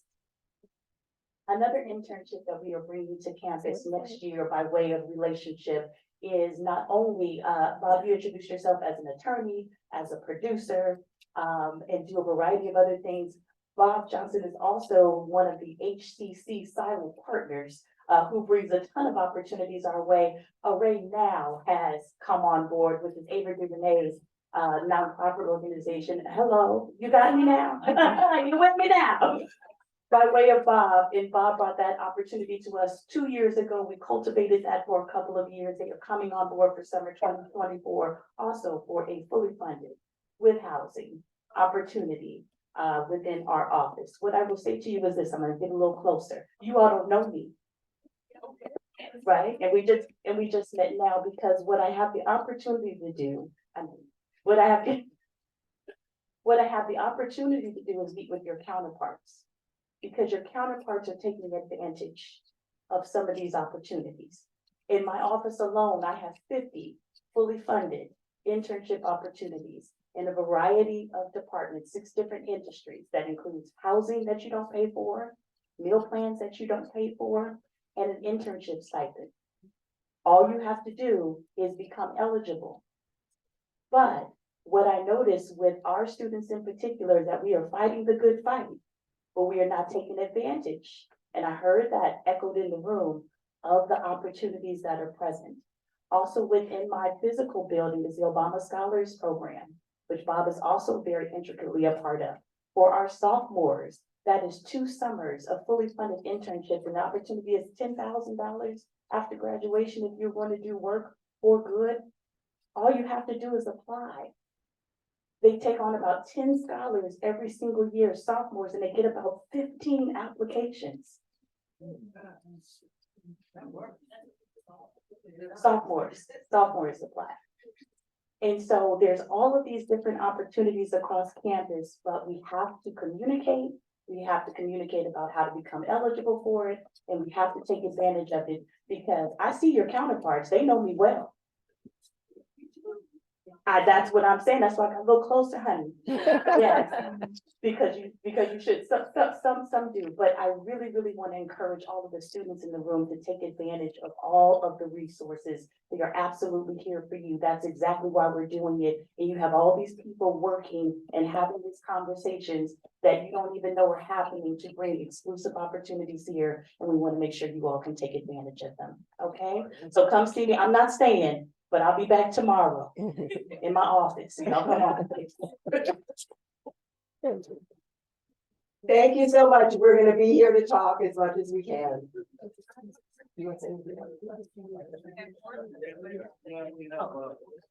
See you next year. Alice, thank you so much. Alice, you got a whole crew working for you, huh? That's what they say. I keep saying it's not me, it's the Black alumni, and I can't turn this thing off. But we do it for you, Alice, because we love you so much. Well, I appreciate that, but we need to do it for the organization. So this is a personal plug for our group. Yes. Next year, make sure you tell them where that money came from. Yes, I will. Okay. They did, it does say it in the card. No, I but will, the whole because group yes. needs to understand that we're Yes. just not standing up spouting off our You're right. opinions, You're you know. right. I'm sorry. You're Yeah. right. Absolutely. But I don't want to interrupt you while you were Yeah. trying to get these cats to be heard, you know. But you're right. You're Yeah, absolutely yeah, right. I yeah. love you. I don't know how to turn this off. And you could even put it, you know, you could even put it in your next meeting. Get your backpack. This is still under the table. Okay. Okay. I did. Oh, okay, good. It's on the chair, so just don't let him walk away.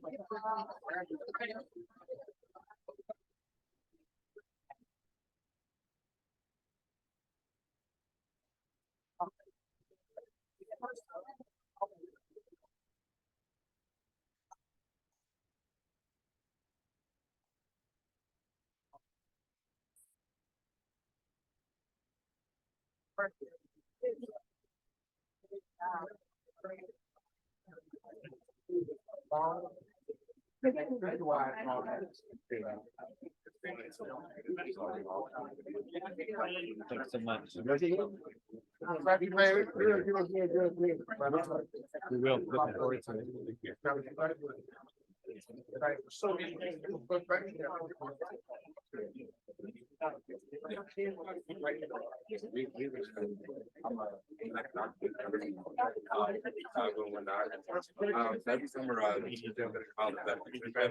Every summer, I'm a roll Korean. I'm a roll Korean. Watch out.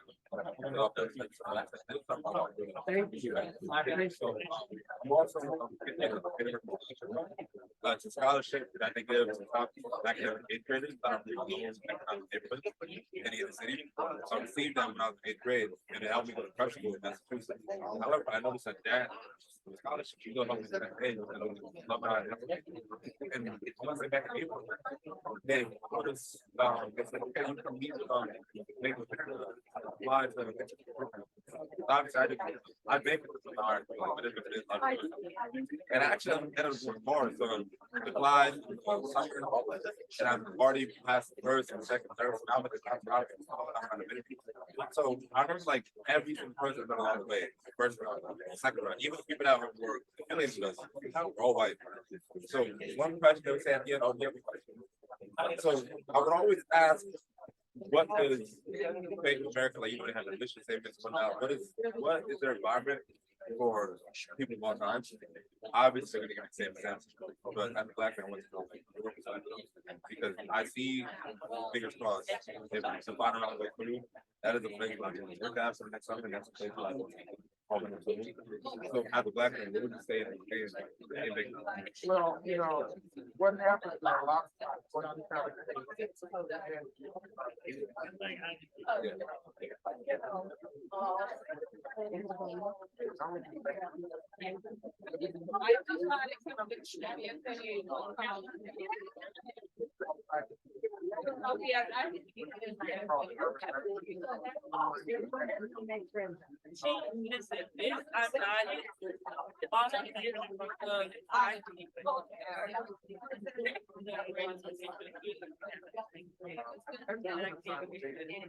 I'm sad I'm not gonna see you, but I've already it's only been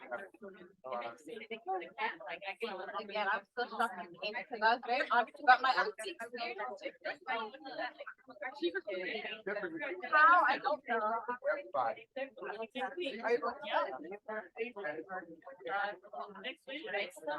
Okay. I just have to be sure.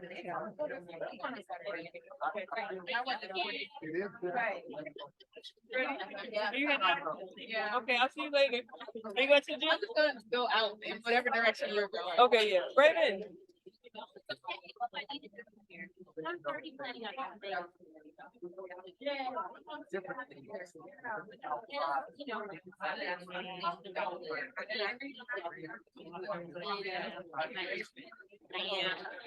I am thinking about exactly my master's in jazz studies. My background is in my master's. Venture out with the jazz.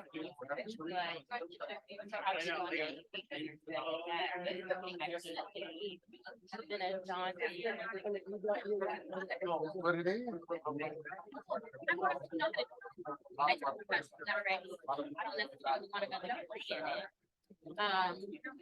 And so why not try to mark the graduates and get more credentials and credibility in another area? I really love teaching, and since I've been here, developed like a pedagogy and curriculum of my own, but it's something that I want to share with the like in the community of jazz, which is jazz education is what I'm doing. And so it's just such a shame to be there. So I've just been ruminating about if I were to, when I get I'm encouraged. Yeah. that look like.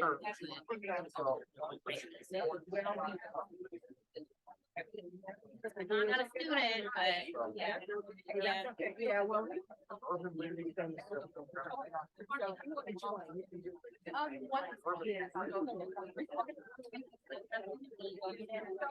So.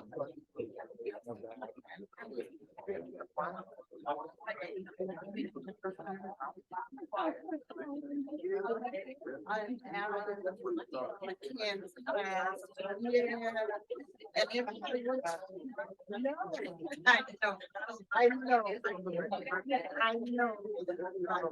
But I still teach. I was like, I wanted to. I get some class.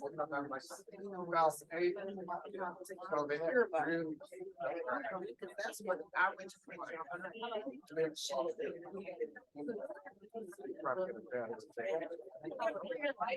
I haven't been able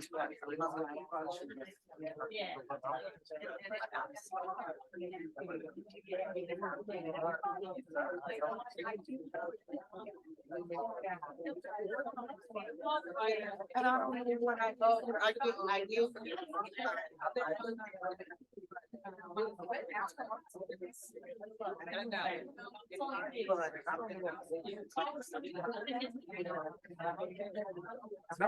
I mean, I'm responsible now. All right, take care.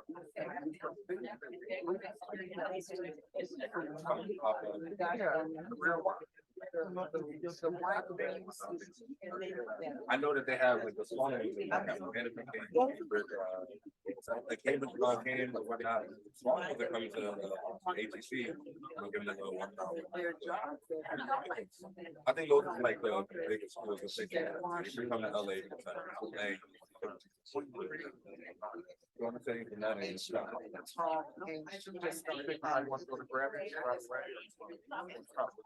My plan was, I'm not with that. I'm someone that doesn't waste time. I want every single of my life to be saying, all right, you're progressing. And I understand progression is very different. People like a year off, you have good progression for you fast.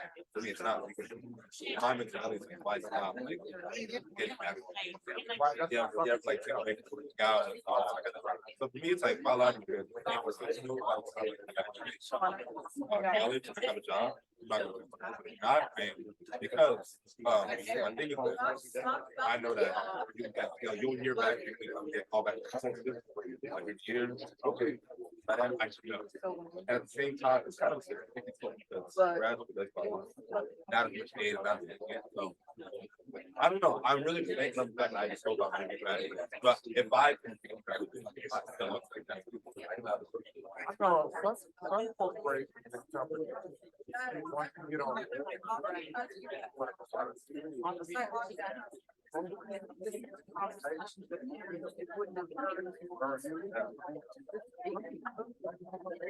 Oh, yeah. That's what I'm happy.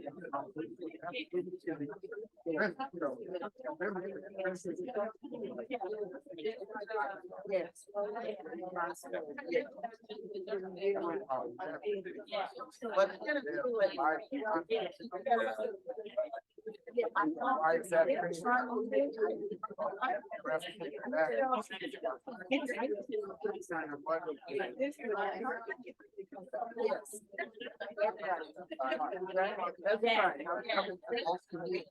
And what you going to do first as a teacher?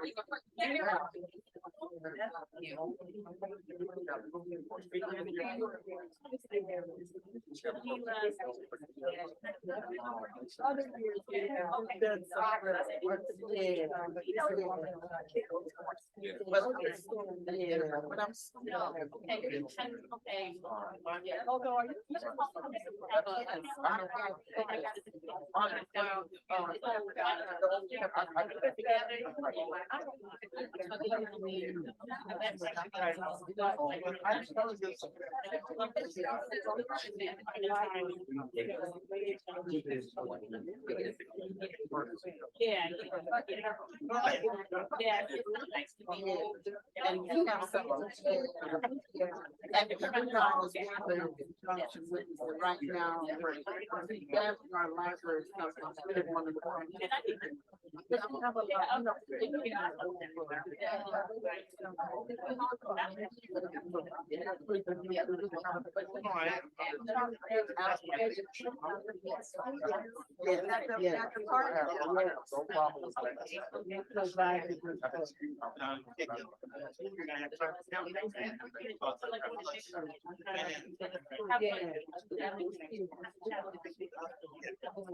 Oh, yeah.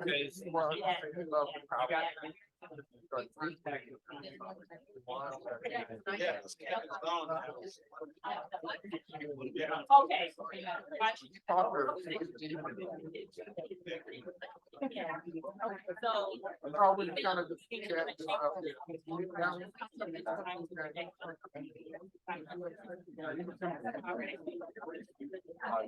Yeah, it's good to see you. I said I'm been on the phone, How are you?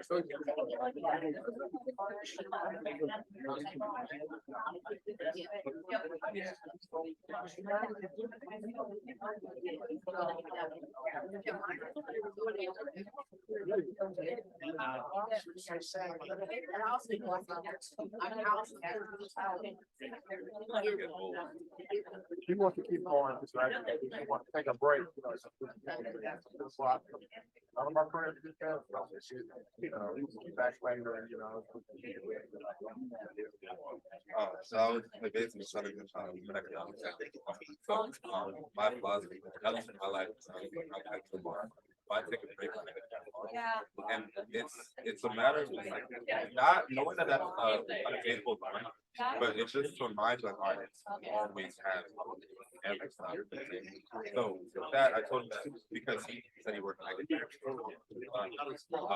I was fine for the because and we made a ball with my house, my father left me and they came back. So I was asking what's like a black in a firm like that because we're talking about like how like the way for my passion. Don't think it's yeah.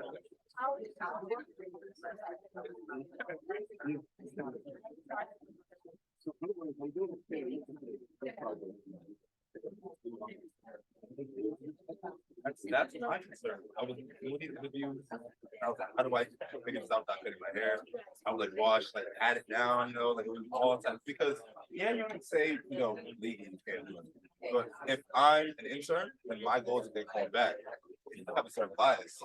What does that mean? So there was so many things. So many things. Oh. Okay.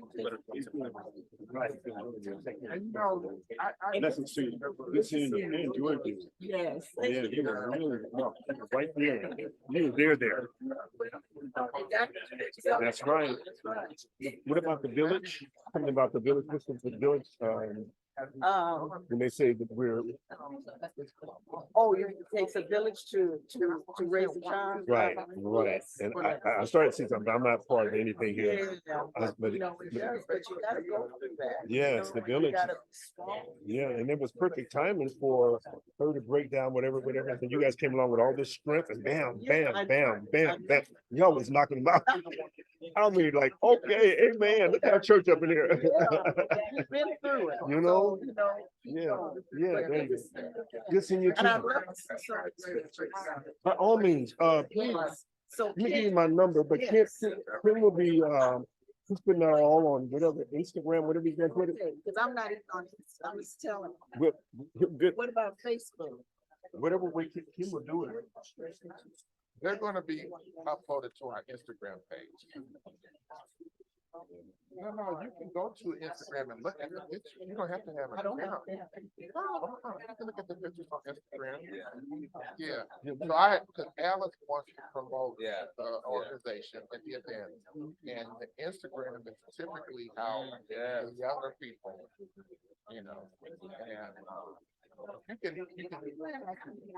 oh, I know you would. I knew you would. because I knew what they were presenting tonight, and I know you being in education. Perfect. Oh my God. If my name is on the bottom of the page, I give you a little more leverage, you know, a little more leverage. Well, I'm glad I came, so whatever, you get one of my emails. Yeah. So whatever I can do, and I'm gonna come to. Did you meet the professor? Did you guys see DJ? He married Jan Bob, he married Jan Greta.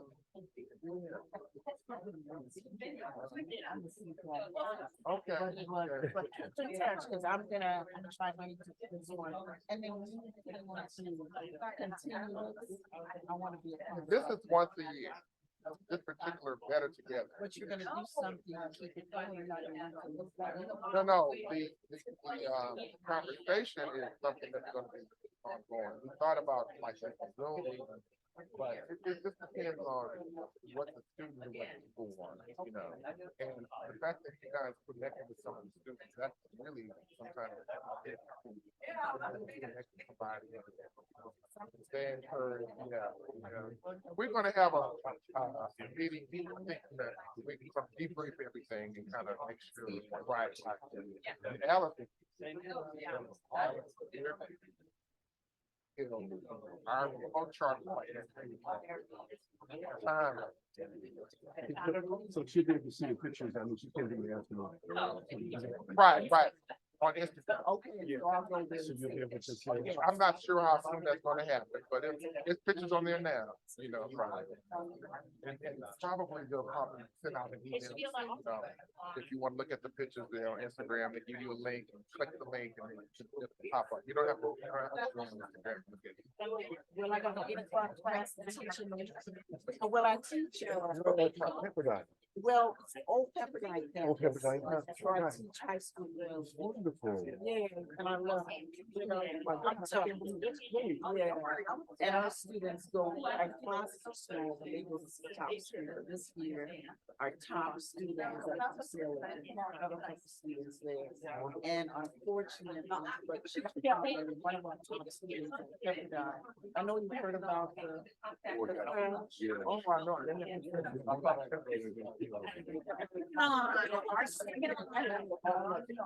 So I talked to her this morning, they're having a war.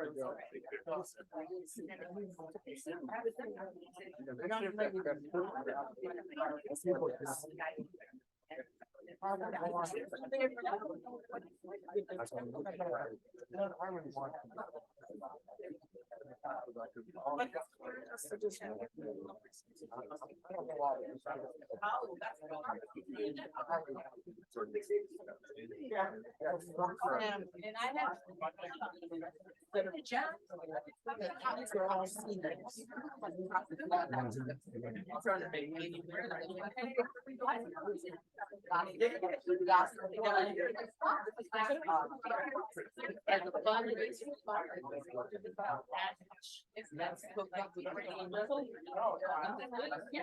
And you are gospel. Gospel choir.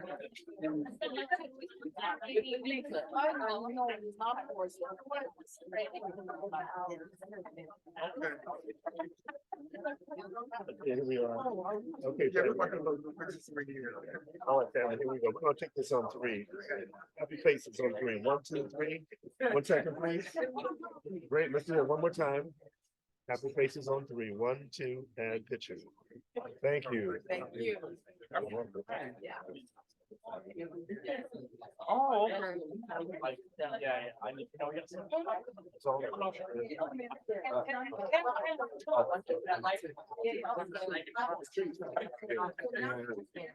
Yeah, this generation live stream. I had a cousin. He would ask.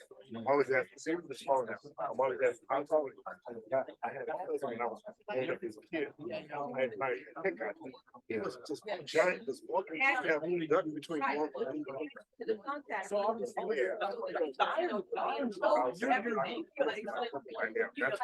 You deal with it. So I admire how you take from what the club's doing. I wish you well, much success. And you're just like, I don't even, I don't remember.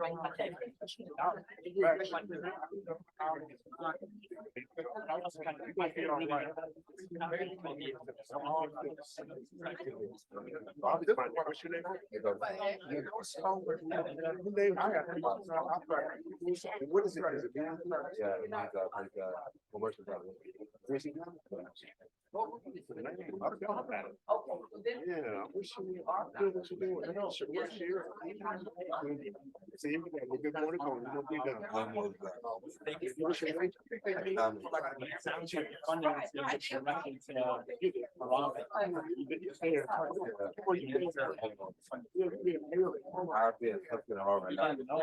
Yeah, I know. Yeah, I understand. I don't understand.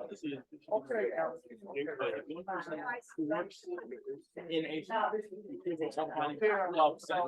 Yes, they pass. You take care. Be blessed.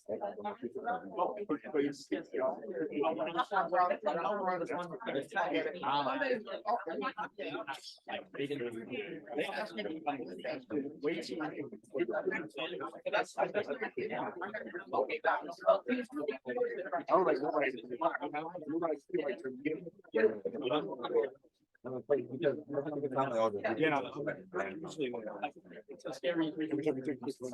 But there's another one that's like that's it has like the new.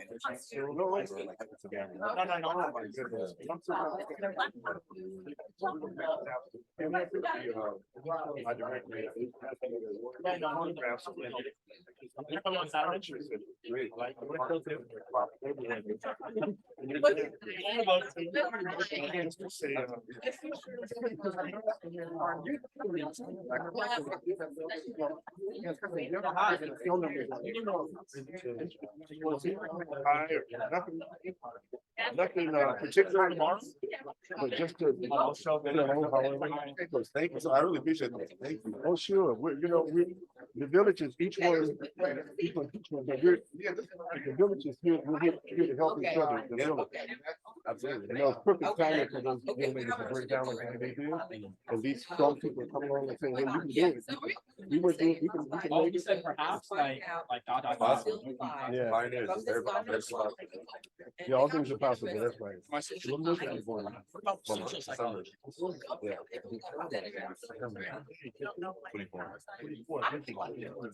Oh, it's really nice.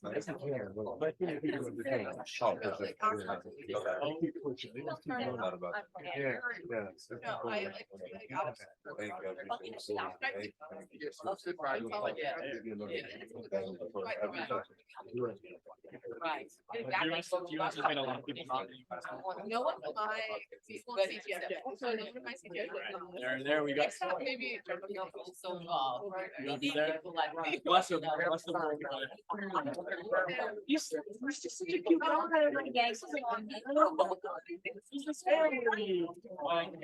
He doesn't know better.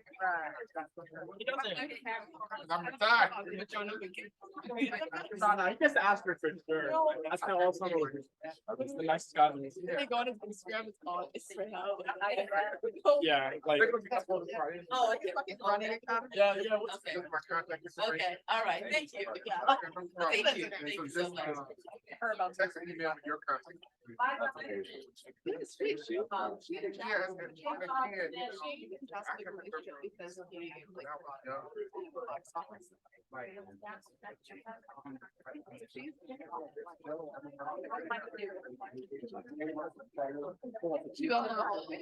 Hey. This is what I'm trying to do. I admitted students virtual outreach. I need to tell them, please come. Please come. I have like their corporate approach, it's like health boxes. Uh-huh. So, She was telling me, she was like, just telling black students not to come here. And like the school will like find out. Yes. Oh, and Pushinakis. Yes. wait, Well, we haven't had a black recruit in so long, so. Literally. We had one from Hawaii, and she knew one of my friends. She's like, oh.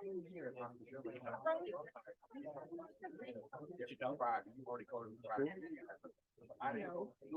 But yeah. no, I'm saying, did she come? Was this? Oh, You could have said. literally. I thought you meant in the past. It's a bad story. I said today. I literally. No, you didn't. Are you gonna get? Are you gas? No, are you? Are you? You guys are being. No, it doesn't work. It doesn't work. Look Deep at it, us. deep it. Look at us. We tried it. The usual excuses don't work. What's up? Anti-black vote? Nope. I think we cover most. We literally Most of did the gay. topics, I think like. Afro Latina. Yep. Deep. Normal.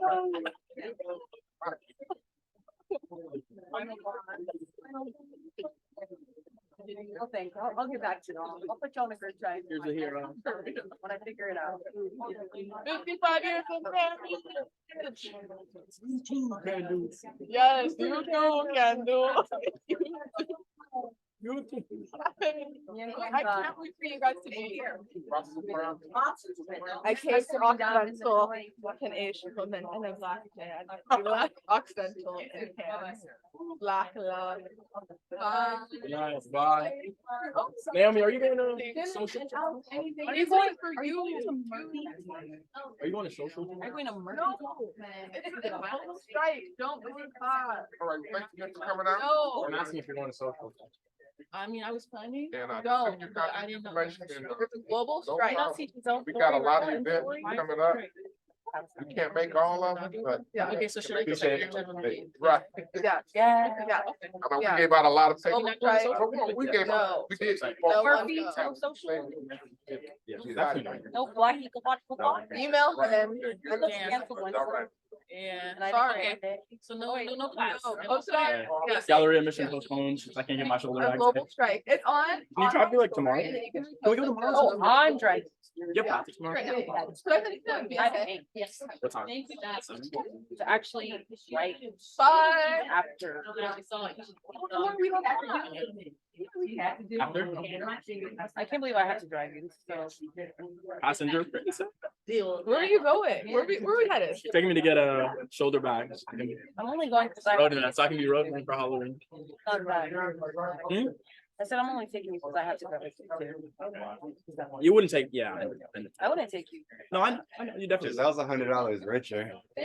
She It's did. like 100 straight cash. It was a $100 bill. Give it to you. Surely. It was. I checked it. They had it. Alright, where we going Give to? it tonight. You put up to the light and everything tonight. Yes, they had the blue band. Oh, man. Yes, I Oh, gave so it drinks to on you. people. It's 5 Money PM flows. somewhere. Money flows to you? Money. Let's talk. Money talks. That's what I'm saying. That $100 bill will find me again in another life, another day. And they'll treat yeah. Yeah. Is that no, I thought about grandma money. Oh, do you have grandma money? We're going to the cooler. Good night. Good night. Wait, when is your comps like VIP? Oh, right before winter break. Okay. When the final. And just Just have a good job. yeah. Huh? Because he's black? Like, yeah. Yes. Do I have a shoulder bag? No. So like I feel like You're gonna get one tomorrow. yes. You're freaking out. I can always I do- get a shoulder back. I still This I believe got it. from like, there was a tag on it. I don't know how I got it. I just kept it. That's from 74. Ah. All right. Wow. You have my phone number? Yeah. Oh. So this is, Karen, of course, that's me in the middle. Remember Carl, baby? He married Ann. And then, that's Terrell. Remember, I think in this class, So it was just not. Wood, Gabriel Wood, okay. What happened to her? The message the minister, we're facing her. I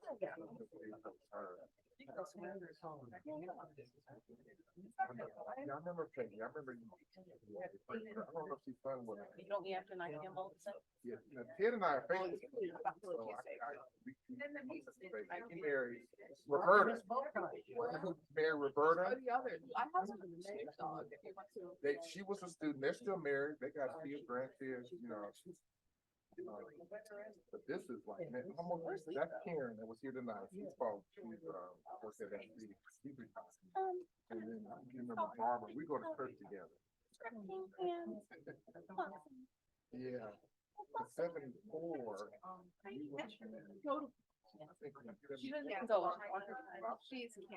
Sheila Anderson, she was from Oakland. But we've seen each other at reunions. But the last reunion.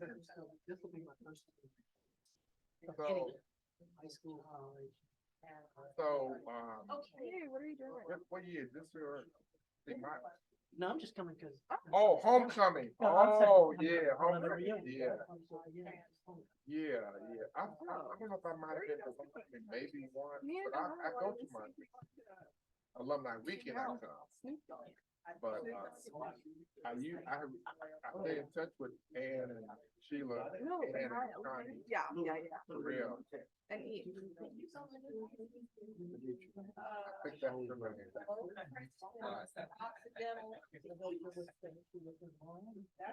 I enjoy it. After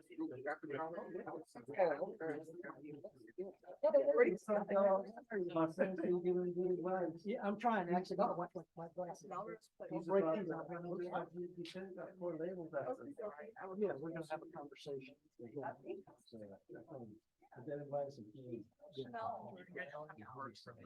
Yeah, no, he. Oh, yes. You know, I mean, he's doing the job. So you gotta put that time. Can we get one? Yes, absolutely. So they got excited about that barbecue. I got excited. I got hungry. Yeah. All right, hold on one second. They're going to Melrose. Who's going now? On Melrose? stand by 1 second, make sure again. Stick it in on 3, 2, 1, and last one. Picture, and here we go. Thank you. Our page is gonna be a mile long. Bobby got about everything on there. Yeah, it was a good conversation. We decided everything that's happening in this country. And I'm glad they were able to kind of speak. That's how I feel. You weren't even gonna go to all. Or you don't wanna smoke.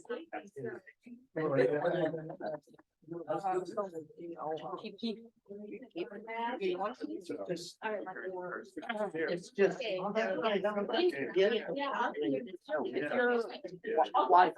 Well, I can bring it if you're a big because of that's what it's about. That's why I kind of don't want to. I'm sitting Oh, well. Well, okay, I feel like this, we can just keep this. Right, that's usually what they mark. I'll think about that. Okay, this, $67.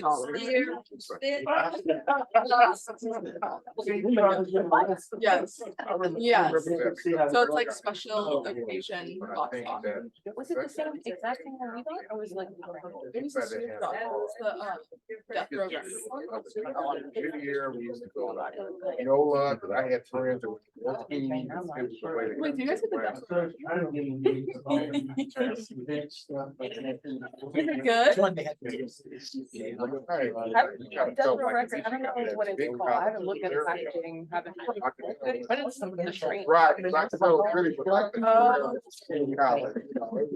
I don't. Yeah, we can still find. Well, that was most. But also don't. Right, yeah, this is his, second year, my third year. Okay. You know, because came friend, Green Chilcott. And then Lawrence and Greg were. Yeah. Right. After that first and second year, they kind of changed, because I was going to Sam young. I see, I came younger for you, RA. And then you, my third year, then I got a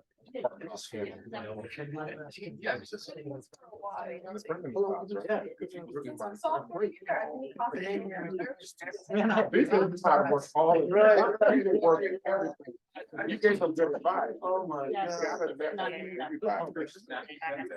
Can I help you with anything? No,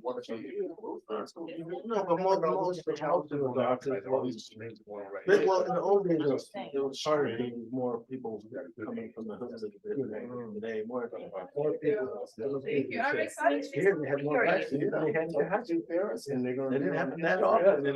Oh, okay, perfect. Yeah. My bad.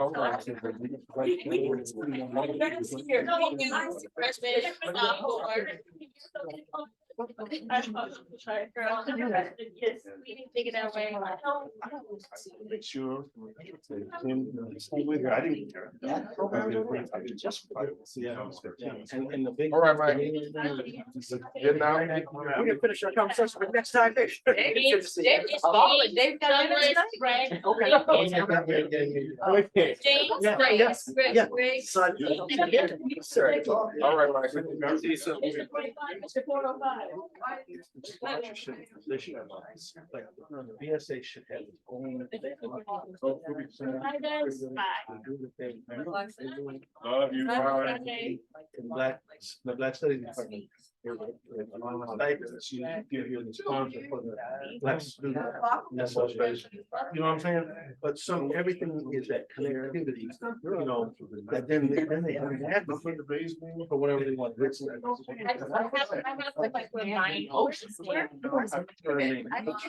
Uh-oh. Just made sure that I'm there. I think Alex grabbed her. Yeah, she was, she ran out. That's your guys. Not adding, but back with her. And I said, "I pull these names back, I'm glad, that's what I'm saying.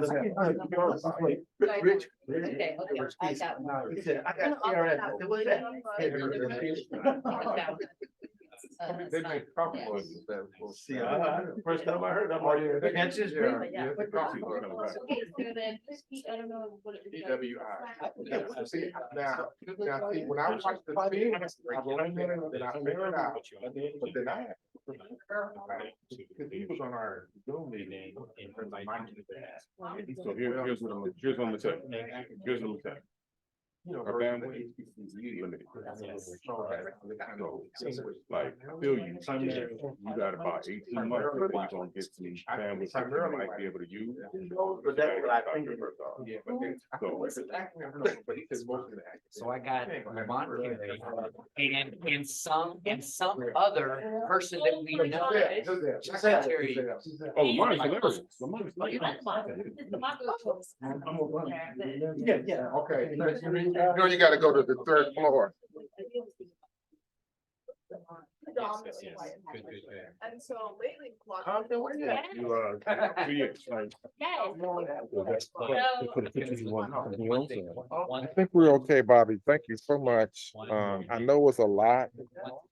And, You know, he reminds me of Michael, reminds me of. Who's he remind you of that we know? are you talking about, you mentioned about, Roy? Roy, he reminds me so much of Roy. You mentioned that. He reminds me, every time I see it, I think of Roy. Oh, that's the microphone. I'm thinking that. Joe, Oh, great, nice to meet you. Thanks for coming along, joining us. We need all this support we can get. All right, I'm running. All right. See everybody. All right, Louis, be careful. All right, bye now. Let's have a nice one. Be careful, Michael. Can I get, oh, number? Thanks.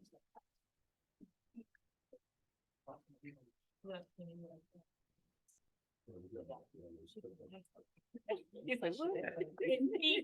Yo, at some point. Yeah, we were pretty good with time. And then when you said the Hall of Fame, and I was like, Well, I told somebody it was perfect timing now that all came about. we have an Olympic goalie, Yeah, they were getting said. our water polo Olympic The team. US team, yes, yes. Goalie I see. flag. Yes. think she went to Stanford? Or was it? I don't know. I think you're right about that first. I remember that. So I was like, yo, she's in the water doing it. Yeah. Yeah. You know they don't like to look in the water. Yeah. But it was funny though, like. Are you doing a picture? Is that a picture there for you? My info is. And then you, I'm gonna text you right now. Alright, I'm gonna walk out to. Where'd you park? Bye, Bob. Good Thanks so night. much, Giselle. Enjoyed Thank it. you. Wonderful. Oh, thank you. Yeah, it was great. Bye, Ken. Bye, Jackie, take care, we'll see you, I guess in a week or so. Okay. I'm not thinking actually. Where'd you park? We're gonna have to. By the what? Yeah, that little.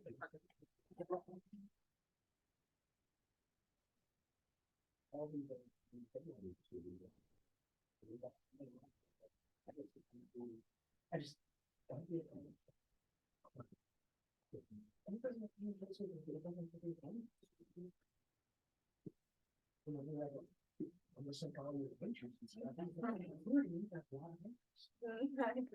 And so you pursue all this.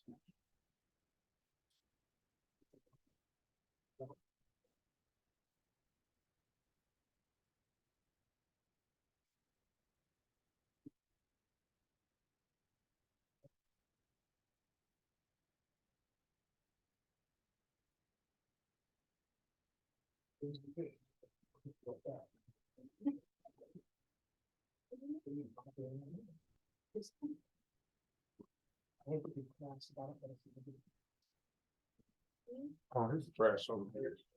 Hmm? Just like there's trash over here, I didn't know they had trash. There's a bottle here on the floor. So, Hasn't been opened, I don't know. no, it has, you can keep that one, I'm just picking up the ones that are. Yes, or, yeah, it's, yeah. That's somebody's pen and stuff. And You know, this is the microphone, binder clip. if you can watch myself, I'm gonna go to the men's room right quick. Oh, okay. Let me, yeah, my stuff is sitting there. Yeah, I got you.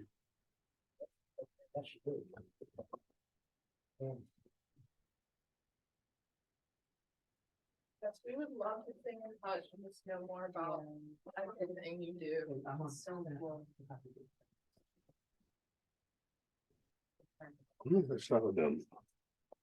But so it's not any of this. Oh, no, it's like on them. Oh, okay. Sorry.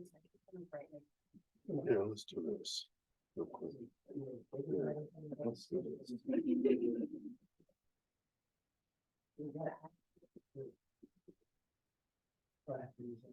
Yeah, it's a little. tricky. I have to go to the box.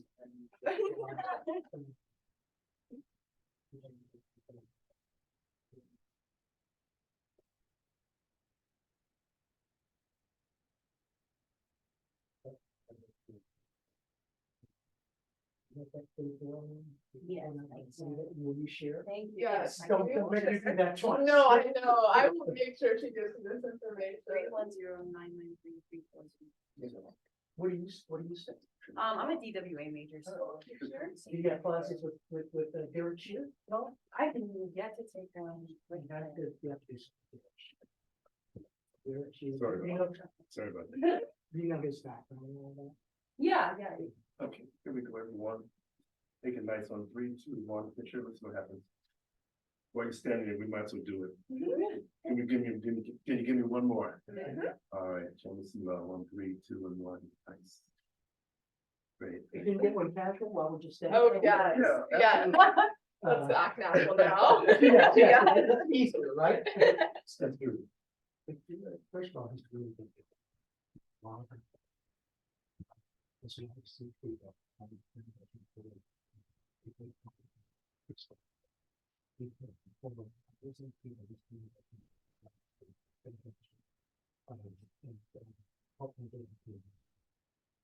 Blue chip business schools. And then see through the state. But in terms of information, content, pressure field. Tell me that teacher. BJ said. Yeah, no, seriously. Got a lot of stuff up there that I don't do, actually last year. I have my friend talking more than Joe. But no, we've got. Yeah, but I'm just saying, he's like, he's. Yeah. You know, that's how you're talking. Yeah. And so then, you know, straight up. I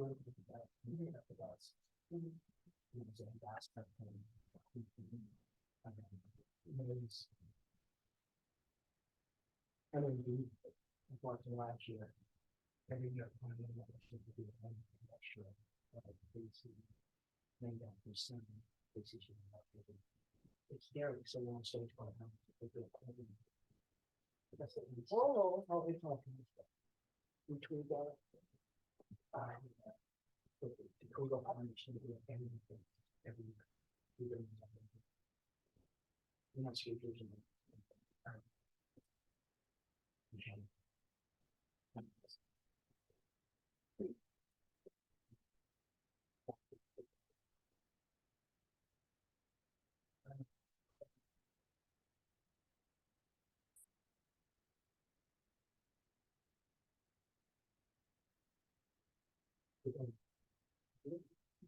And I don't know how these. I didn't want to leave our materials here. Right, that's For right. water bottles and stuff. Right, that's right.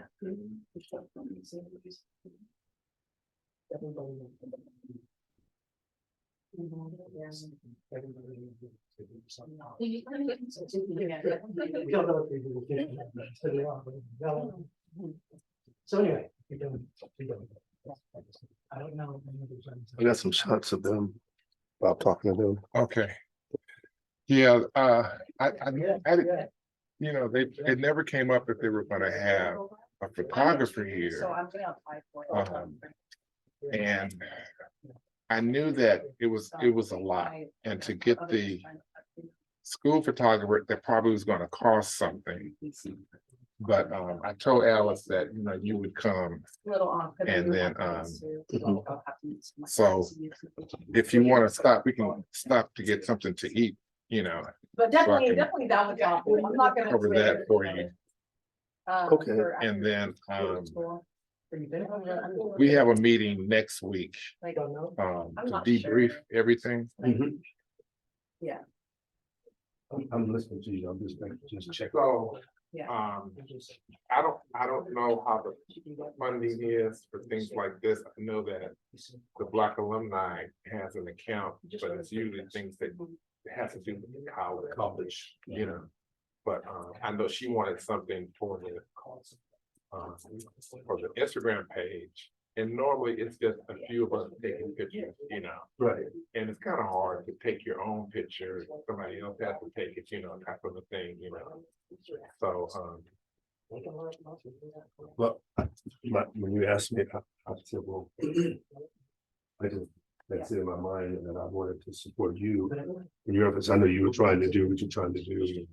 right, and see, come Alice along. and Joe, they've been troopers for all these years. Tell me They're that. getting up in age, you know.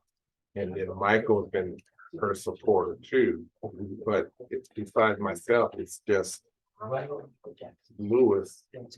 We had the cowboy hat on, Jackie, but she was with him sitting there, she had on the jeans.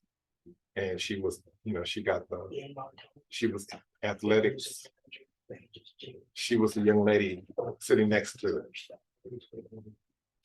Lewis when they were talking about the video. Oh, okay. Okay, so that's it for the Black Alumni. And what's her name? Her name is Jackie. She was over here talking. Right. Right, okay, that was Jackie. Right, and then Lewis, and then I joined, and then Michael was already on board. There was a couple of people that dropped off.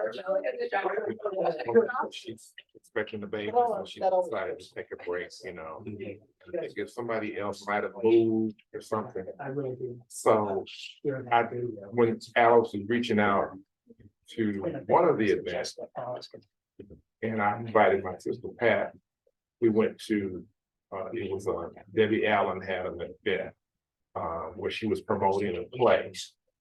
And the professor who wrote the play, the screenplay, teaches here.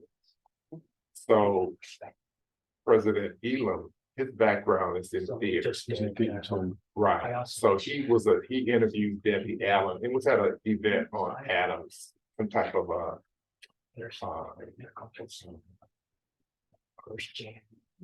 building where people can have discussions or panels and they serve food and stuff. Anyway, I thought Pat would like going, and she ended up buying tickets for the play. That was at the Culver City Kirk Douglas Theater, you know, just because she thought it would be interesting to go, so we went. But I just let Alice know that I went, you know, and I enjoyed it.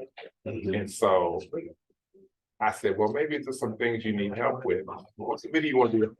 Wait a minute, I just want to come because the timing was good, and I know that they're hard, and they've always been supportive of Black alumni at the college and stuff.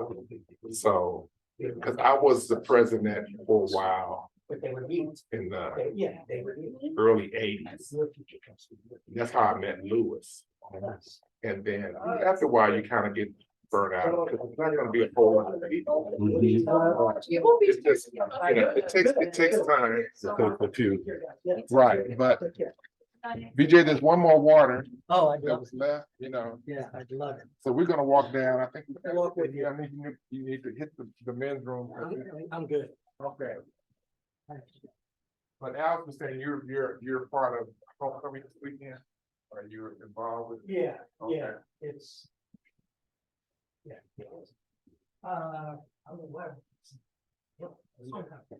Yeah, no, I'm gonna model. Oh, right, okay. Oh, that's interesting. Okay. Yeah, I know that, well, I know I put it on the table, I have, several deals. Oh, don't worry about that, I think it'll probably. Yeah.